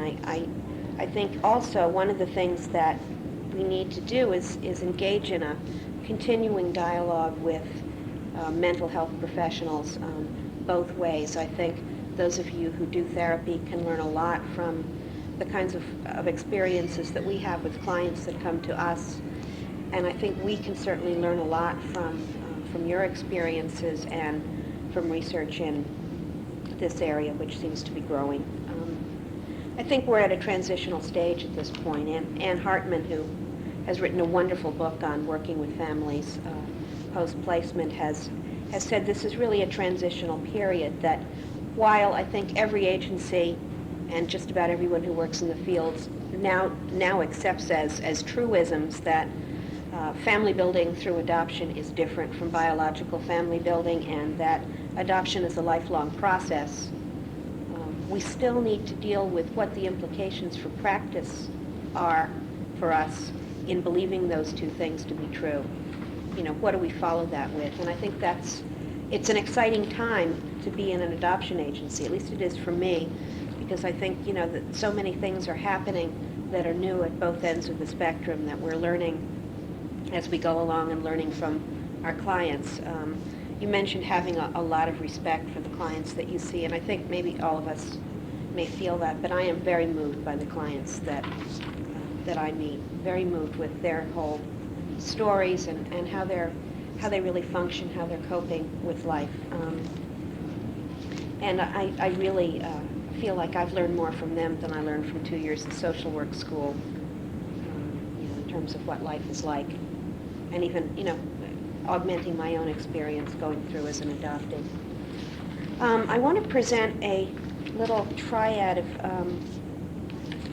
case material, because I think it really kind of, I not only quarreled with the title, Counseling the Adoptee to Search or Not, but I also quarrel with the idea that, at least in my work, that I'm dealing with just the adoptee.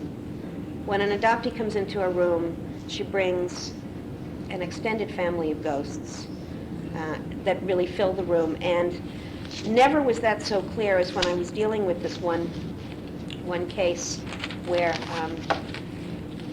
actually worked out being the first reunion that I'd really had anything to do with. I guess before I start, this whole case is an example of using an intermediary system, which was really the only thing that legally our agency could do, but I figured also that it would be possible just to tell people, well, register with your adoption, local adoption registry and make a match, and that's always a possibility to do, especially when, it's kind of a case of mutually wanting to meet. What happened was I got a call from a birth mother who is now 44 and married with 2 children both children are now adults. And she was, I guess, giving the politically correct birth parent line. She said, I want to put a letter in my file in case my daughter, wants to meet me at any point, that I just want to say I'm available and this is where I live, so that it would be easy to do that. And I said, fine. And she said, I'd also like to come in and kind of talk about things, because lately I've been having a lot of feelings about this. It was, I guess, close to a 30-year anniversary since she relinquished. She was 14 at the time the baby was born, and came in and told me the story of her pregnancy and delivery. Very little affect, very kind of pleasant expression on her face. And she told me that as soon as her pregnancy was diagnosed, her parents placed her in a maternity home. And so she was in a maternity home pretty much for like 8 months, 9 months. They offered to take her out 6 months after she was there on a vacation. They rented a beach cottage and they came to get her at night so that she got delivered to the house at night and she was allowed out in the evenings, but not during the day where people might see her. And it was clear that she was, had very much disgraced the family. She was a twin. Her sister was the designated smart one. She was the designated dumb one. And I'm sure that being pregnant at 14 probably reinforced the family labeling. And she still speaks in those terms, that her sister is so smart and so pretty and she's so dumb. I asked her what she did for a living. She's a tax attorney. Her sister is a paralegal. She went through law school having had these 2 children, and it's just amazing, an amazing woman. One of the things that disturbed her that she really wanted to know was what day her child was born. She had kind of an amnesia experience of a couple of weeks. She didn't remember labor. She didn't remember anything. She did remember that she had a daughter, but she didn't remember exactly when she was born. And she was afraid that if she ever did meet her daughter, that her daughter, of course, and all adoptees have this fantasy that our birth parents think about us very intensely on the day that we were born, and she didn't want to, have her daughter say that and then not know what day she was born. Felt very guilty about that. She also felt somewhat guilty that she had disobeyed her parents, who forbid her to see the baby. And so she had seen the baby. She'd held the baby, unbeknownst to them. And as it turned out, that when she signed the relinquishment papers, that was it. There was no post-relinquishment counseling. There was no real discussion. And she wasn't even told that her child was placed with a family. I, of course, felt outraged by this. I gave her as much non-identifying information about the family as I could. And it was the first that she'd heard about this. She went away for the weekend to a beach house, and so that she cried the whole time, that it was the first time that she'd been able to. And much of what you said about having something concrete to mourn, I think that was really what was kind of necessary for her. And she said that she wasn't sure whether this was a good thing or not, because as we all know, being numb sometimes is preferable to having these real strong feelings. And she said, well, I guess I can never be numb again. She wanted to come back the following Monday. I'd seen her on a Thursday. She came back Monday and spoke a great deal about her grief, and was able to talk about having dreams of this ghost baby that she'd had for years, and not, the baby was staring at her, and sometimes reproachfully and sometimes longingly. And she went on about this, and I had this wonderful news to tell her, and I didn't really want, to interrupt her story, but the Friday after she had come in, I got a letter from her daughter wanting to be, she wanted to put a letter in her file saying that she was available. But she had written for a period of 3 or 4 years. There were lots of letters in there to much the same effect. And so this letter came in, and I was able to say to the birth mother, we've got some decisions to make here. How do you really want to do this? I can call your daughter and also tell you, register with the ABSN registry, and I'll call ABSN and say there are 2 people who are going to be writing in, and match them up immediately. Or we can go through the court process, which involves the agency making a request to the court that the record be opened since it's mutually desirable. In DC, that was the only kind of legal thing we could do. And she decided, well, I think I would like to go the court route, because I really need to kind of get ready for this reunion. And I talked to her daughter and I said, this is what your birth mother wants to do. How do you feel about it? And she said, yeah, I think I do too, because it's like, I've been searching for years, but now it feels like suddenly I have to do this. And very happy to meet with you. They were very, very similar, these two women, and in fact seemed to be almost mystically in tune with each other. I'm not one of the people who believe in this sort of thing, but my experience working with birth mothers and daughters makes me think, well, maybe I ought to believe in this, because at the time, probably the same day, certainly in the same week that the birth mother had initially called me, the daughter said that she was driving along and she had these real strong feelings that it was sort of like the need to see her birth mother came over her again. But she said, I've done everything I can. And she was driving along with her kids in the car, and she said, I said out loud, I've done everything I can. You've got to find me. Sort of to the nebulous birth mother out there. Well, ironically, all of this happened, and I said, I'm not really into this kind of thing, but these people were really spooky that way. Another thing that happened, I made an appointment for Janet for the daughter to come in, and we have this receptionist who is real friendly, and Anne had been in several times at this point. And Sylvia always likes to, and in many cases this is really good, address the clients by name. We got a lot of, at that agency, got a lot of people who had been badly treated by social agencies who were coming in for emergency services, and it was nice to have her say, hey John, good to see you again. So Janet comes in, and Sylvia says, Anne, you were just here yesterday. How are you doing? And Janet looked at her like, and I happened to come out as this was going on, and I said afterwards, Sylvia, don't do that. When you see these are two different women. When they come in, just say, hi. So Janet said, I must really look like my birth mother, who immediately figured out why it was. I said, yeah, you do.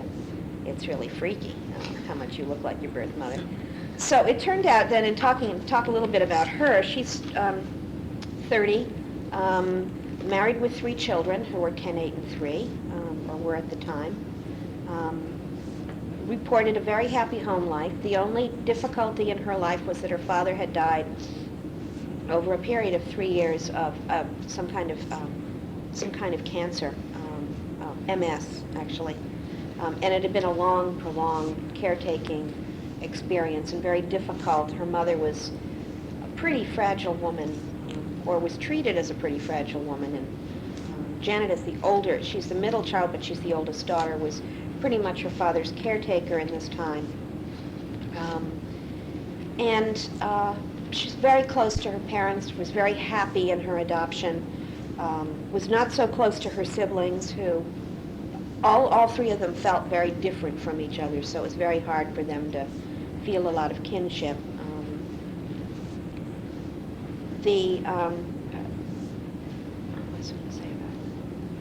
She did talk about having, sort of spending her life scanning faces, looking for her birth mother, and feeling, even though she was happy in her family, that there was a certain degree of emptiness inside of her, and sort of having dreams about her birth mother as a woman with no face that would disappear or change faces or that sort of thing.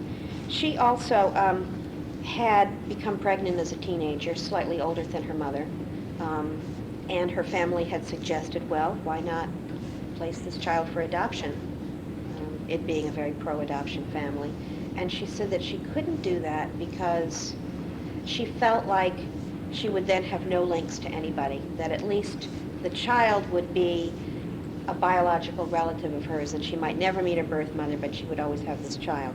So she married the birth father, and actually has a wonderful marriage. He's a very nice guy, and she loves being a mother. She's in college now.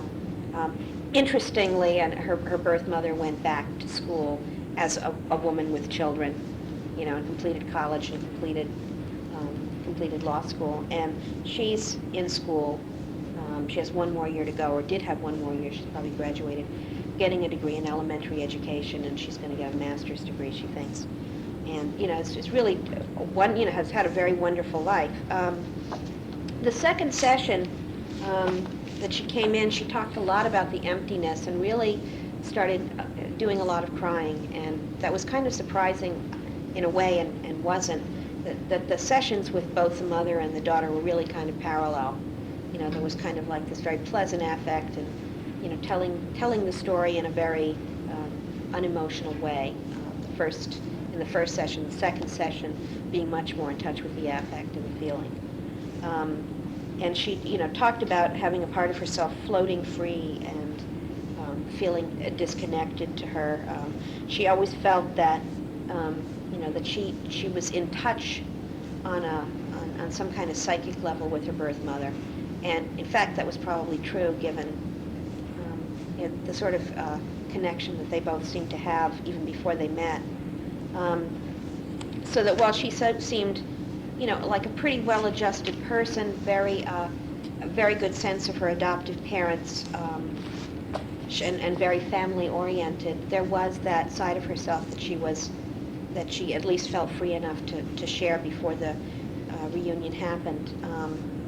She had a kind of a fantasy of, because she was so family-oriented, that what would happen when she would meet her birth mother and her birth mother's family was that they would all kind of be this united family, and she would be kind of at the center, and all these people would kind of revolve around her, all of them loving her and loving each other, and that she just had this extended family that were all one, which was,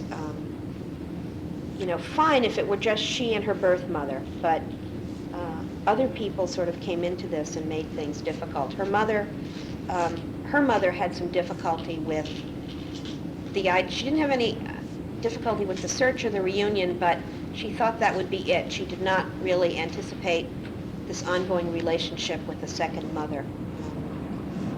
And so there was a little dislocation in her family. The other thing was that the reunion happened in the middle of all this. They kept coming for several weeks after the reunion. But at the reunion, they both showed up wearing blue jeans, white turtlenecks, and red sweaters, which I thought was really interesting. And they met for a while. Meanwhile, back at the birth mothers, there had been some difficulty with the involvement of her husband in this.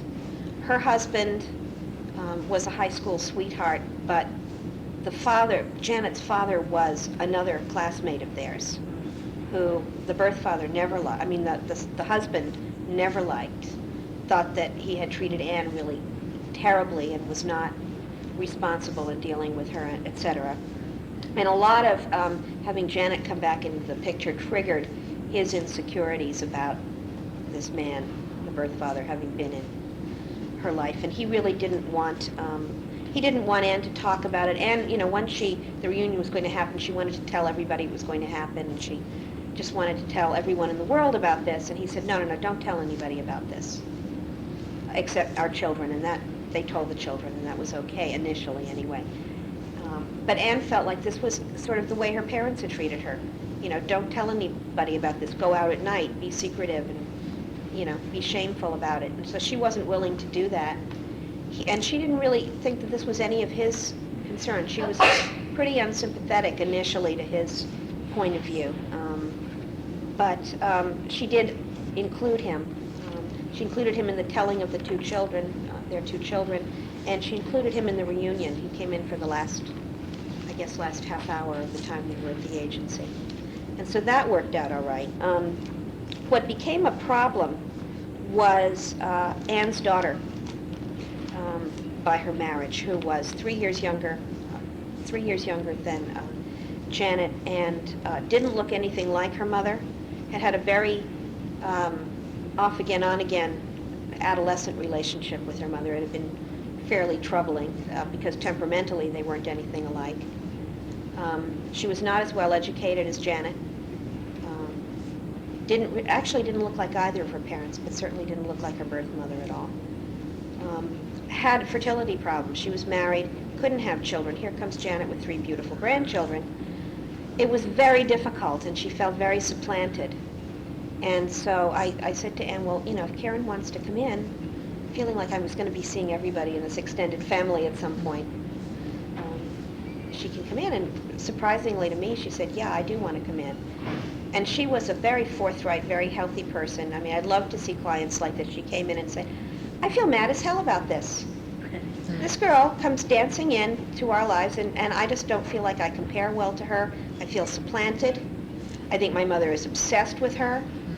You know, I feel like, I've been loyal, I've been here all along, I've worked out my difficulties, and damn it, here she comes, with no history. She didn't have to go through adolescence with my mother, and really great kid. And I said, oh, well, those are real valid issues. I can see how you feel, and we talked about it. And I said, would you like to maybe just meet with Janet and hash this out?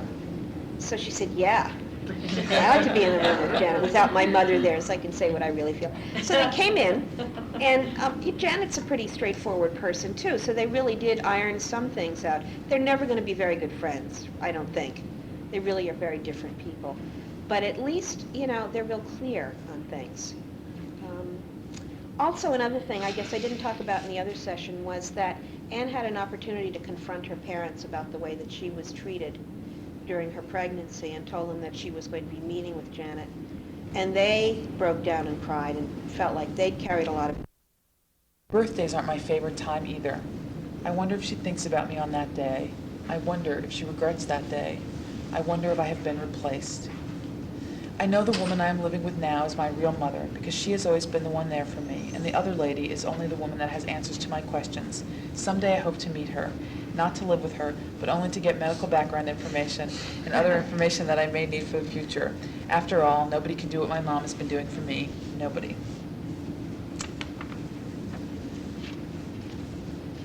She certainly has a lot of insights as to, I think, for such a young kid, as to what the process is like and what things were like. And actually somebody raised a very interesting point yesterday, which is whether I had asked if I had given this to her as an exercise or whether she did it on her own. And actually she did it on her own and turned it in for an English assignment.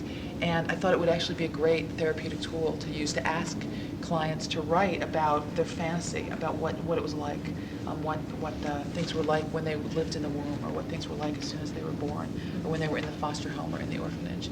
And I thought it might be a really powerful therapeutic tool to use. So. I wanted to speak to your question or suggestion that what agencies were doing for post-legal services. I've worked for an agency for 22 years, taking time out to have a baby. And over the years, we've evolved to post-legal services. I am in it. However, the agency's been very receptive to doing this, and I think I speak for all of the agencies in Nebraska, which is my state. It's kind of happened in all of the agencies, and we all are making efforts in that direction and have been, and it just sort of slowly came about. Is anyone here from Minnesota? Minnesota Children's Home has done wonderful things for years, and has really emphasized support groups, all kinds of things. We hope you're doing, as I say, it's an evolved program, so you hope you're doing the right thing, because you don't have much of a model out there. Yeah, I It's think scary. that's one of the things that, I had the opportunity to design the program for my agency, and really kind of assessed what needs would be that I anticipated. And having worked at the beginning part of the process too, I could see, from the standpoint of from the home study on, that there would be, possibly ongoing support through the life cycle of the children, but there wasn't really anything to base that on. And what we have, I guess, is kind of a patchwork of things. We work a lot with parent support groups outside the agency. Families Adopting Children Everywhere is a group that's big in our area. Ours from Minnesota has been kind of the model for that in some ways too. And there are chapters that are allied to that in the Washington area. I felt, because I had done a lot of inter-country adoptions and particularly Korean adoptions, that this would be something that I'd love to see ongoing, that there would be parent and kids groups that would go on beyond infancy and the early years. The difficulty really is keeping adoptive parents involved much beyond the toddler stage, but I think when kids, particularly kids adopted transracially, really need to see other families like themselves is later on. It's, through latency and adolescence. So that's sort of one of the things that was on my wish lists of things that the agency could provide. But there are very few models of, kind of like everything is there. So maybe we are, pioneers in a way. It's a very exciting thing to be involved in. It is. Adoption right now. Yeah, it is. I think so. I'm also an adopted parent of a Filipino child. Incidentally, because I was a caseworker long before I did this, but it's, these things are all tugging at my heartstrings, and what you read is it's just almost self-defeating for me as an adoptive mother to try and help this child who says, I wish I were born in your tummy, I had been born in your tummy, Mama, and who pretended he looked like his daddy for a long time, and it's hard. Yeah. And I did all those things, we know when adoption is wrong. I came over not knowing the language, I didn't go get him, all these things, it was just horrible. I knew it was wrong, but you do it anyway, Yeah.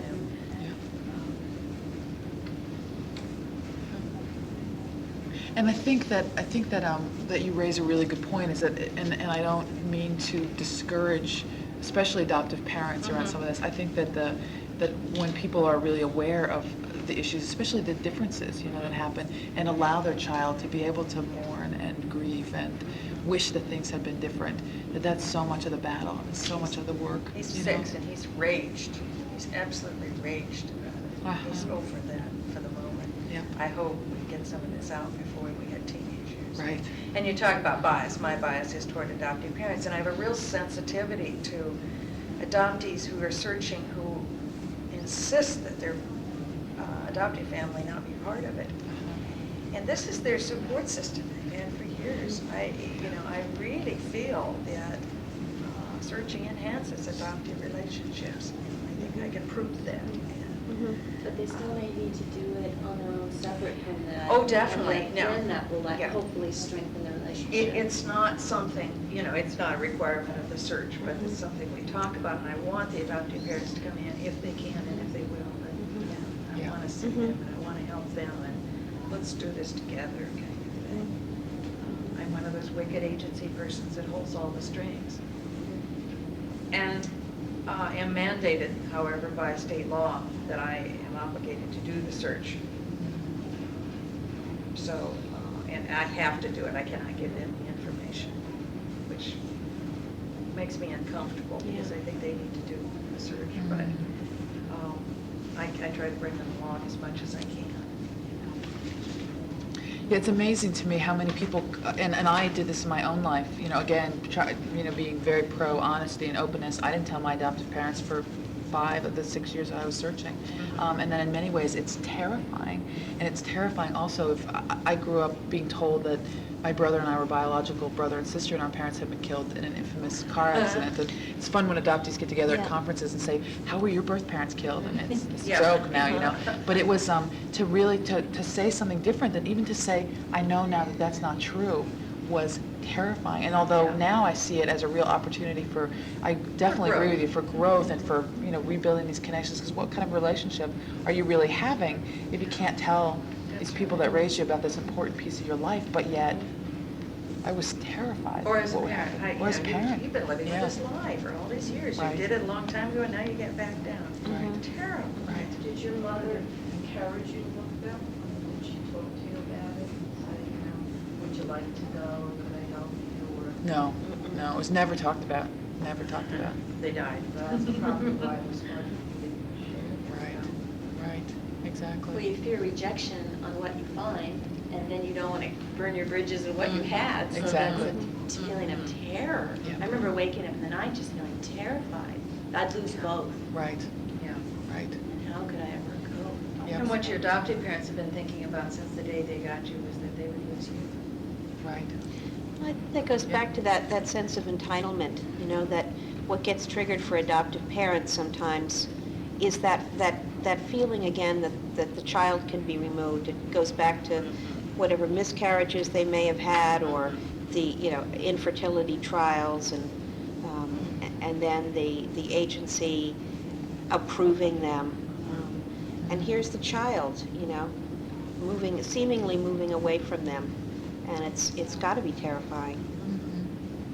It's very hard. I'm looking for such work in adoption. adoptive mother as well. I have 2 adopted children, 2 natural children. And I find it very hard for New Jersey to get adoptive parents to be involved, to bring their kids in. And it's only when they're in real serious trouble, at that point, they don't even want to bring them in for private treatment, they just throw them to the system. What if you want to give them some early education? Very Yeah, resistant. they're not- I find they that don't they wanna hear just don't want to deal with it if the kids are having problems in school, you know. They'll give you a furtive phone call, but they won't come in. And then I find also that I'm listed like an adoption counseling center. I get a lot of calls from people who want babies, free information on what information. Sometimes I get people to come in for referral. That's when I try to educate them as to somewhere down the line. It's important to know that, you know, don't lose papers, don't just try to hide and stuff like that. Right. They don't want to hear it. They just really want to deal with it. Yeah. They want to get this baby, and then it's just. And people are resisting going to the agencies, and yet I've, in my personal life, belong to a support group that just sprung up out of nowhere, and it's people from all private adoptions, foreign adoptions, everything. I live in an area where there's a lot of military people, and so they need more, perhaps, support than some other people, and they're flocking to this with hundreds. I mean, it's just the biggest need. They stay afterwards for hours, and it's just amazing. I mean, the need is there. I think maybe sometimes, certainly for birth mothers, I've seen this a lot, and for adoptive parents probably as well, that they do need something that's apart from the agency. And the agency represents that painful period of time to them, both birth parents and adoptive parents, which is why I really try to network with existing Yes. services out there and refer people to them, because it's sometimes easier for them to just go to a parent-run organization than to have anything to do with the agency. Yeah. It's a good point, and actually, it's a point that you and I, since we do sort of different kind of work, you sort of addressed, but I think it's important for me to say it also, is sometimes I find myself getting really angry at adoption agencies that have people's records that also do treatment or do psychotherapy. And I think Yeah. that this can really do quite a disservice, potentially, to the adoptee going back. And it's like, I can't imagine what it would be like to be a client sitting with a therapist when the therapist knows more about my life and my history than I know about myself, and it feels really withholding. And really, I mean, how can one I think it's very difficult to let one's true self come out in that environment. And then I know people who have gone for months for treatment at adoption agencies, really believing that at the end, if they just said the right things, or they emoted enough, or they did the right things, that they would get their name or their information. And that was never on the agenda of the social worker sitting on the other side. So I think that sort of those definitions need to be really clear. And that's one of my things I fight with the agencies in Rhode Island about a lot, is how can you be doing treatment, and you letting people know what the different options are for that. So. Do you find there's a right time for kids to start looking, or if there's a particular time that they're more interested than other times? This is sort of a controversial point, but I do have some thoughts about that, or feelings about that. I think it really depends on the individual. And I mean, obviously we know that late adolescence, early young adulthood is a very common time for people to search. Girls often start to search earlier than boys, and more frequently than boys in general. But I work a lot with adolescents who have been through the system, who have been adopted, sometimes disadopted along the way. And I have met kids at different ages as children, latency to adolescence, who I believe really need to search and really need to find and need to do it now, as opposed to when they're 18. The young woman that had said to me, had said before that I was the only adoptee that she'd ever met that hadn't been in a psychiatric hospital. She's been in psychiatric hospitals for 3 years on and off, and in group homes that she always runs away from, does herself a lot of physical damage on her body, cuts herself up, and then ends up back at the hospital. And the hospital now is her home, is her safe place. And I really believe that, I mean, searching would not hurt her. I mean, there's just no way that it would hurt her at this point. And I think that it would really help ground her in her life in some way. And there's an article, I looked all over for it to come here, because I wanted to put it on the bibliography, and it's a single case study from a woman in Texas, I believe. And it was a case study of a kid in a residential treatment center, a very disturbed adolescent, I can't remember if it was a boy or girl, and the agency took a stand, the residential treatment center, that with this kid's permission, they would search out and find the family, and it settled the kid down amazingly. And several years after the study had been done, he was doing fine. Just like that was what needed to happen. So I don't think that 18 is a magic age. I think that some kids need to find earlier than that. My private theory is 18 is really not a very good age Uh-huh. many times. And I've been reading some things. I'm just starting to think about searches in the formative years. And for years, and I've been doing searches for over 10 years, I've been feeling that some of those, say, 7, 8-year-olds are much more capable of handling a search. Yep. And they aren't as complicated, and they aren't, they're not fighting identity issues with their parents as much at that point, and they're not mixing this whole bag all together. And really, that's the time to do it. Unfortunately, adoptive parents aren't very open to this at all. But I'm more and more thinking along those lines and feeling that that's maybe where they belong. Yep. Where they should be doing. It's a great point. Last night at dinner, a birth mother was telling us a story of searching for her son who was 18, and she had another child who was 5, and that the 5-year-old was trying to make sense of the whole search process and who this boy was. And he turned back to his mother and said, "But Mommy, can't both of you guys love him at Yeah. the same time?" It's like, They're so right, much more clear you know? at that age Yeah. as to what's happening. Yep. We talk about taking our son to the Philippines to find his family because he has full brothers and sisters and so forth that we know of. And we talk about doing it at teenage years, and I'm more and more thinking that maybe now is the time to do it. Let this kid have his identity before he gets to be a teenager. Yep. Yep. Yep. But would you push it if the kid really didn't want it? No, that's a lot of what we've been talking about in the morning. Yeah, and you can't be yeah. meant to. Yeah, we don't push it at any age, Yeah, really. Yeah, you can't ever push. The whole point of what we were talking about before was that in some ways counseling, to do something or not, really isn't any of our jobs. The people really need to come to that of You their have own. to deal with people where they are Yeah. and let them come. Yep. And it may be years for one member that, the birth mother you're searching for, it may be years before she's ready to do this. Right. Do other people have thoughts or Yeah. questions? I Or? have a diagnostic question for you about something you were talking about. When you were talking about at a young age our need to integrate bad and good object and how splitting is such an issue for adoptees. And I just got this hit about how when I was in graduate school I went to this borderline personality structure workshop and I was convinced for 2 days that I was borderline. And I went and met with this person and had testing done and everything. Of course, when you're in graduate school you think you have everything. Right. But really the Yeah. symptom, even the person who did Yep. the testing, all the projected tests kept saying, it's like there's this real primitive thing going on, but you're much higher functioning, and it never made sense until just the moment when you said that, and I thought, I bet I feel like a borderline in terms of the splitting for me, because that wasn't integrated, and then the depth of the emptiness inside, and it would of course be part of not knowing it, and all of a sudden it's like, no wonder I felt like I was a borderline and I didn't fit it. But then I wonder how many other clients present like that. Right. Question mark, I don't know, I'm just kind of thinking this through, but that's fascinating. Yep. There's an interesting article also, it's in my room, and if you, I can definitely give it to you, and it's Okay. called Misdiagnosing the Adopted Adolescent as Borderline. It's not the exact title of it, but it's really saying that Oh, I'd love oftentimes to read adoptees it. end up getting diagnosed as borderline, when in fact, it's really a Well, it much seems like different it issue. fits, doesn't it? Yeah. I mean, really, when you Yeah. think of it. Yeah. Yep.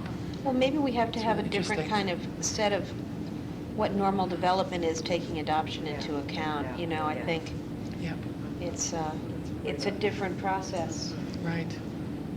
Joyce Pavo does more of that. Some of her work is really fascinating around, she talks about really the normative crisis in adoption, and talks really going through the developmental life cycle. I don't know if Joyce she's... who? Joyce Pavo?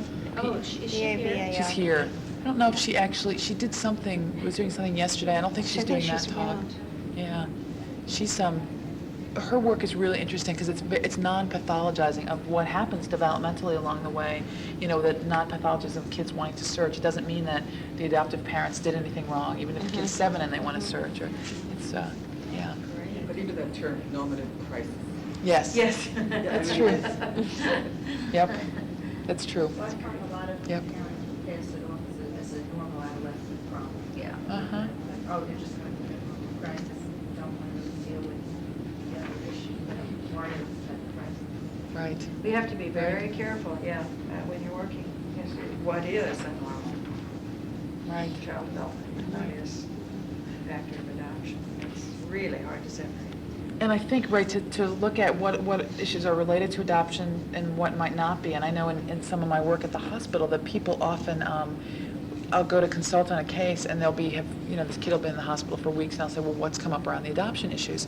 They say, oh, we haven't talked about those yet. And I said, well, how come? And so, well, the child has so many other issues to deal with. I mean, they're cutting on themselves, they're running away, they're, acting out sexually. And I say, what do you think that's about? Well, we're trying to find that out. So you might want to ask them about, what it's like to be adopted.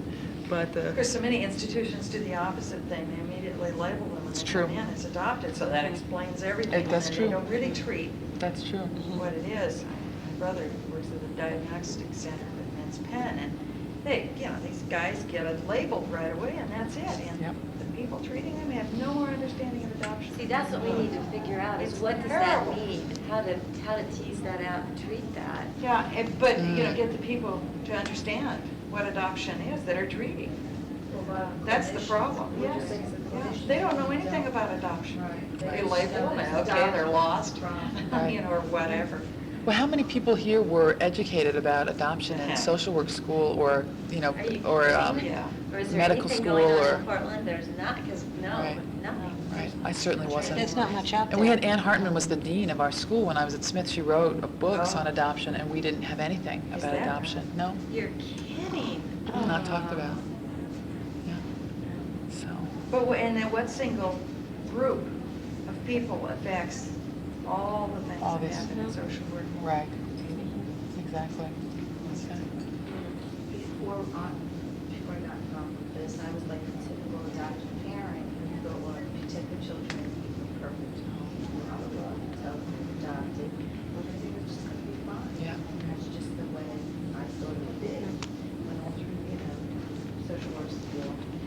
Got my master's and I was working for a shelter program. I began to see these adoptees coming through, these throwaway kids. Amazing, like over 50%. That's when I started to see that, this is not just the average situation. And of course, when I saw this kind of a group on television, I was searching for, I thought that was horrible. Mm. We used to get real upset. Yep. Say, that's disgrace, you raised a kid all your life. Then I began to see all these runaway kids. And Yep. that it was a real serious loss problem. And then Yep. I decided when I was going to try practicing what would help you. And then I would understand my own kids as well, be able to give them an opportunity where they were. Yep. So I had a different point of view from my husband, is very negative Ah, and yeah. stuff. That's the general public that I would Uh-huh. just, and when people come in, they say, well, if you give them a good home, isn't that all? I think it's wonderful when we watch the process of transformation. I mean, both in ourselves and in, with other folks about that we can all really have this very different view 10 years ago or 5 years ago. I mean, it's nice also to hear agency social workers coming back to these conferences and saying, God, 20 years ago I was doing some things that now I'm appalled at, but that was the way it was. Ken And- Watson. Right, For right. example, Yeah. I remember him saying some of those things. Yep. He was promoting some of those things. Yep. Nobody told you, nobody knew. Right. That's right. They agree. We learn. Yeah, it's wonderful that we can all change and Yeah. grow and be open, to what comes. How many kids don't have that now? Mm. Well, how many agencies are introducing prospective adoptive parents to birth mothers these days? Still not enough at all, no? I had this girl that was a counselor, I think she was 16 at the time, and things were okay. She had a stepfather, he was a great little kid, and she was very concerned about her natural father, but she really didn't know we worked that through. And then she calls me recently, and she's crying on the phone, and I said, what's going on? And she said, well, I messed up real bad, I had a baby, my mom and dad made me give the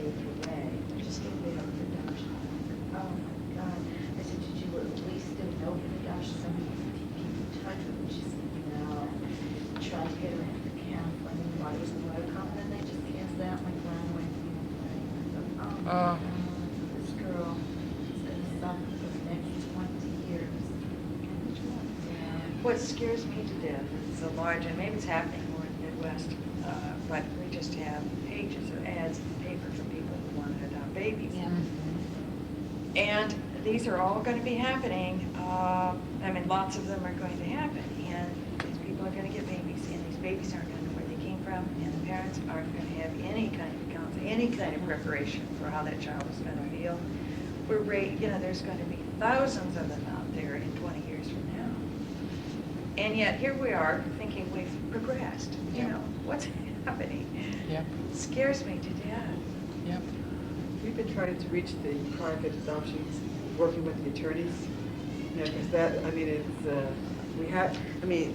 I made 6 or 7 phone calls, and they have in their Rolodex, at least there's adoption counseling services available, but I think it's a long haul education process, and adoption attorneys are beginning to meet as a group. Yes. So I yes. think that, They're I mean, getting I think things are beginning to move, but attorneys and OBGYNs have a long ways to be educated, and, I sort of have this bias that, you have to chip away, and it's going to be the triad members that are going to have the greatest impact on professionals, and eventually they'll crack. Are you at an agency doing that, or privately? Doing it privately. Uh-huh. That's But great. my sense is that's what has made the greatest, it's sexual abuse survivors, it's the adult children Yes. of the alcoholic movement that have educated, the professionals. Right. And I assume that, it's going to happen. Well, agencies have been trying to do it for years, and we certainly haven't done it. We haven't convinced any attorneys or doctors hardly, to not do it. So it's going to have to come from somewhere else. That's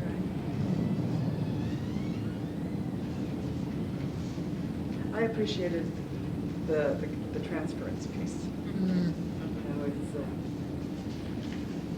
you think you know, but then it hits you right in the face, and there's so much projection, because it seems to me that there's more polarization of the all or nothing thinking. And it's so hard to think in terms of gray.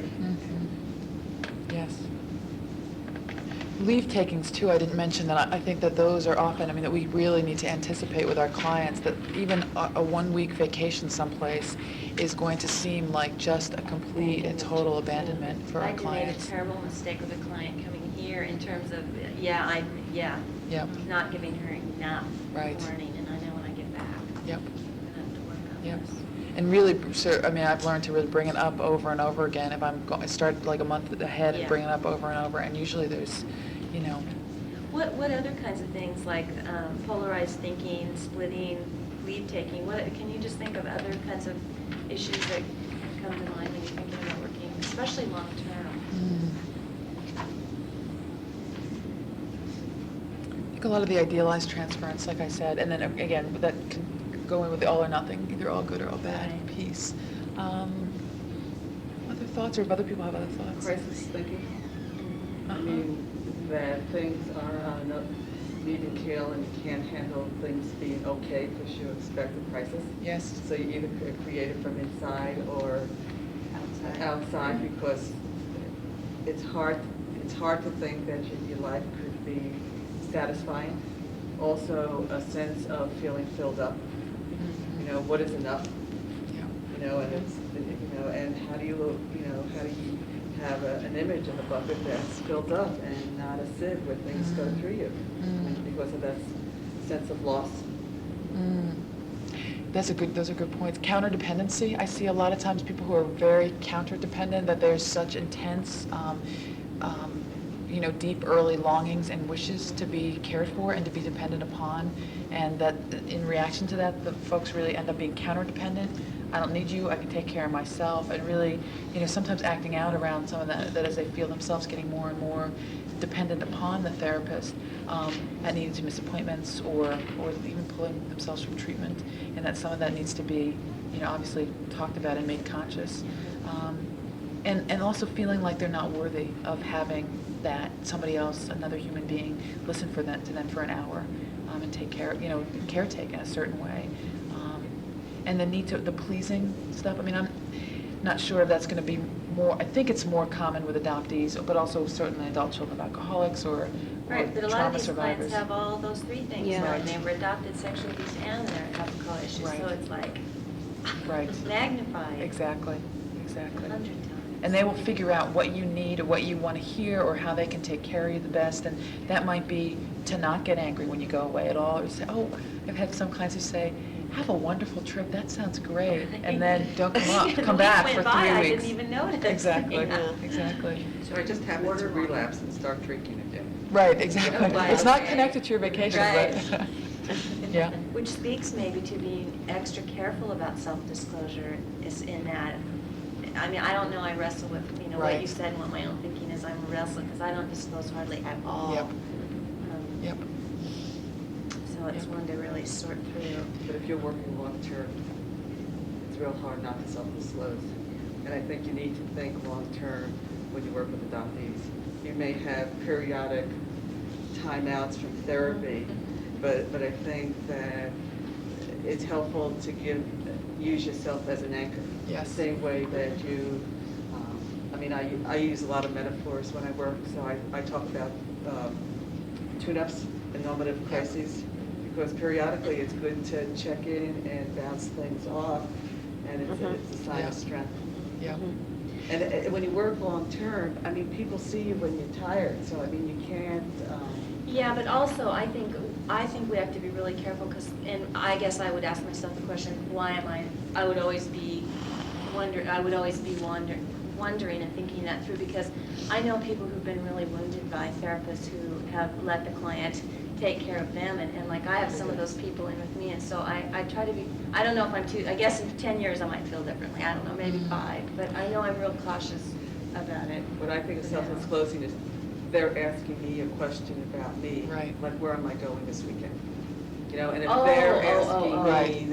then I say Chicago. Oh, I'm because not I talking, wanna- oh, yeah, okay, oh, no, so- no, I'm talking about if someone were to say, about the adoption issue, if someone were to ask me, I would answer that honestly, but then how much would I say? Right. And what if they Right. kept asking, which I have some Right. clients who definitely Right. would. And Yeah. see, I won't sort of tell people my whole story or whatever. Yeah. I'll sort of put out, What you here's think where I'm coming and from, what here's will where I'm be an helpful. adoptee, I searched. But Yeah. I won't, and then when they say, well, you understand or whatever, what Nora was saying, I mean, I think that the therapist's greatest gift is to act as stupid as possible. Right. Yeah. You know, no, I don't Right. know What what does that it mean is, for you know. Just The other thing that you were saying, I think, is another point that I know my therapist did, when you're in graduate school and you're in therapy, and all of you are always comparing notes about going to therapy and what that's like, and my therapist would always tell me things like where she was going on the weekend if I asked, or, where she was going on vacation, or different sort of concrete things. And one point I turned back to her and said, why do you answer my questions?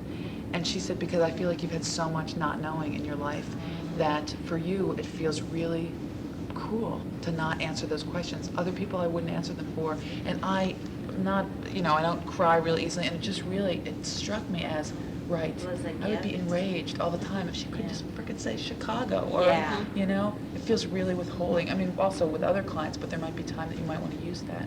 But for adoptees who haven't had that Yeah, sense of see, I knowing. can't imagine not telling someone why I'm not going to be there that Right. week or two, but yeah. Right. But I know some people do, they're very purist about Yep. not saying anything about Yep. who they are. Ooh, Yep. forget that. Yep. I wouldn't want to see that therapist. Right. Right. The other thing is that Joyce Pavo also talks about the short-term, long-term therapy model, which is what you were saying of people being in treatment, but really she believes that therapists who work with adoptees need to be there and be sort of in the same place and make a commitment to being there for the long haul. And that she doesn't have adoptee social work interns necessarily work with adoptees who are going to be there for a couple months and then gone, or 8 months, and feels like people need to have somebody who's going to be there and can leave but can also come back. So I think that's a good way to look at things. Really says something for agencies and hang on to their staff for a long time, and not have this great change of people, which so many agencies do. Yep. Yep. Well, salaries will do that to you. Yeah, and it's one of the worst problems in adoption agencies. I feel fortunate, I work for an agency that feels some sense of longevity. Mm-hmm. I've been there 22 years, too. Yep. I like it.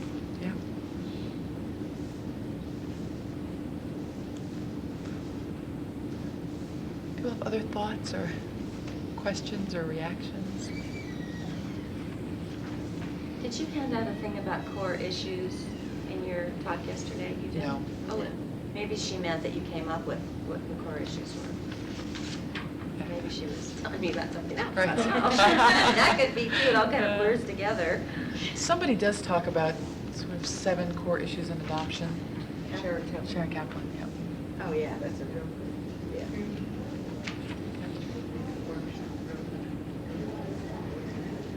So many of the characteristics that you were saying are of the borderline, I mean, really borderline stuff, you know, for dependency.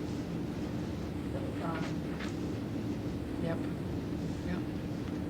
and those are the hardest work, you know, to piece and play games, and manipulate, to drop out of treatment, come back. Yeah. You know, I always feel like I relate. I probably have more borderline clients than I should, but I always feel like I relate to those clients in a way, and I get really frustrated when we're staffing people and other clinicians are being insensitive. I can't help Yep. it because I guess I so relate to that emptiness and that just fighting back.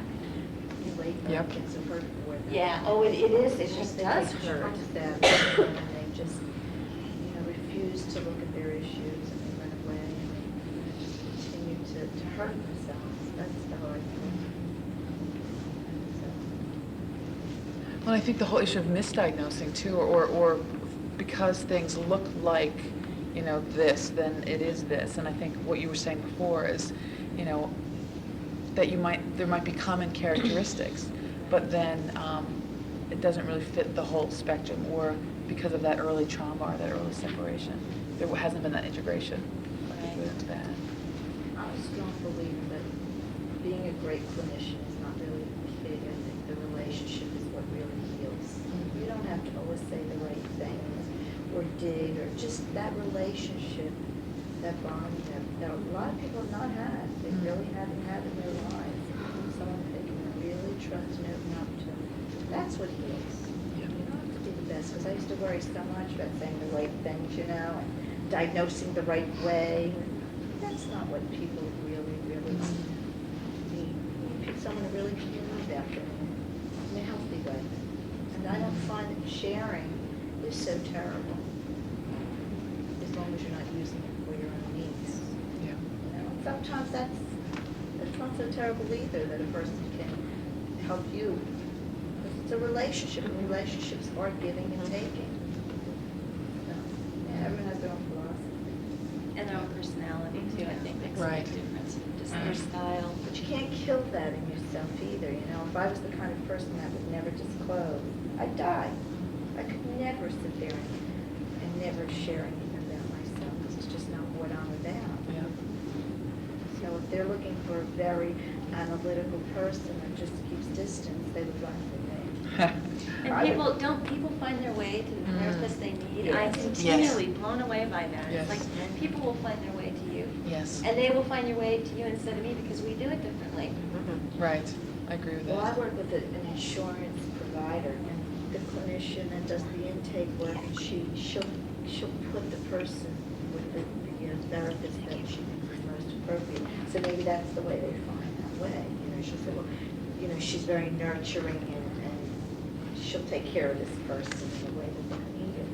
So, you know, maybe you're right, you have. It sure seems like it does. Yeah. But we criticize social work school for not teaching us about adoption. I think we're still in a much better place than psychiatrists and psychologists. Yes. You know, I think that we sell ourselves, I think there's something about the social work education that gives us that perspective, that even though you don't have all the right tools, that the resources are there, and you have, that's, I've always found over the years that's been invaluable. Like I wound up going to Penn, which was Roncan, and I could never, you know, and it's like, they gave me the best scholarship in the 60s, and there was lots more money back then, and then it's like, and I started a group program for teenagers in North Philly, and it's more than 20 years later, it's like things go full circle, and it's, you know, it's back to the, you know, it's the early stuff that I still rely on. that I feel has, contributed to my being a good clinician. Yep. I am a psychologist, and I agree with you completely. The people that go to trauma information are social workers and are the agencies. When I was interested in doing my dissertation on adoption, what kind of indoctrination is that? And so I've really, I've run into different situations with that, and I think as even though you didn't maybe have the training, it just seems more acceptable, and Jill's really looking at it as a population than in the world of psychiatrists and psychologists. There isn't much exposure to adoption or workshops of adoption or anything. There just isn't much exposure. What was your work on? What was your dissertation I on? looked at mother-daughter relationships and communication factors from the family systems perspective, actually. That's great.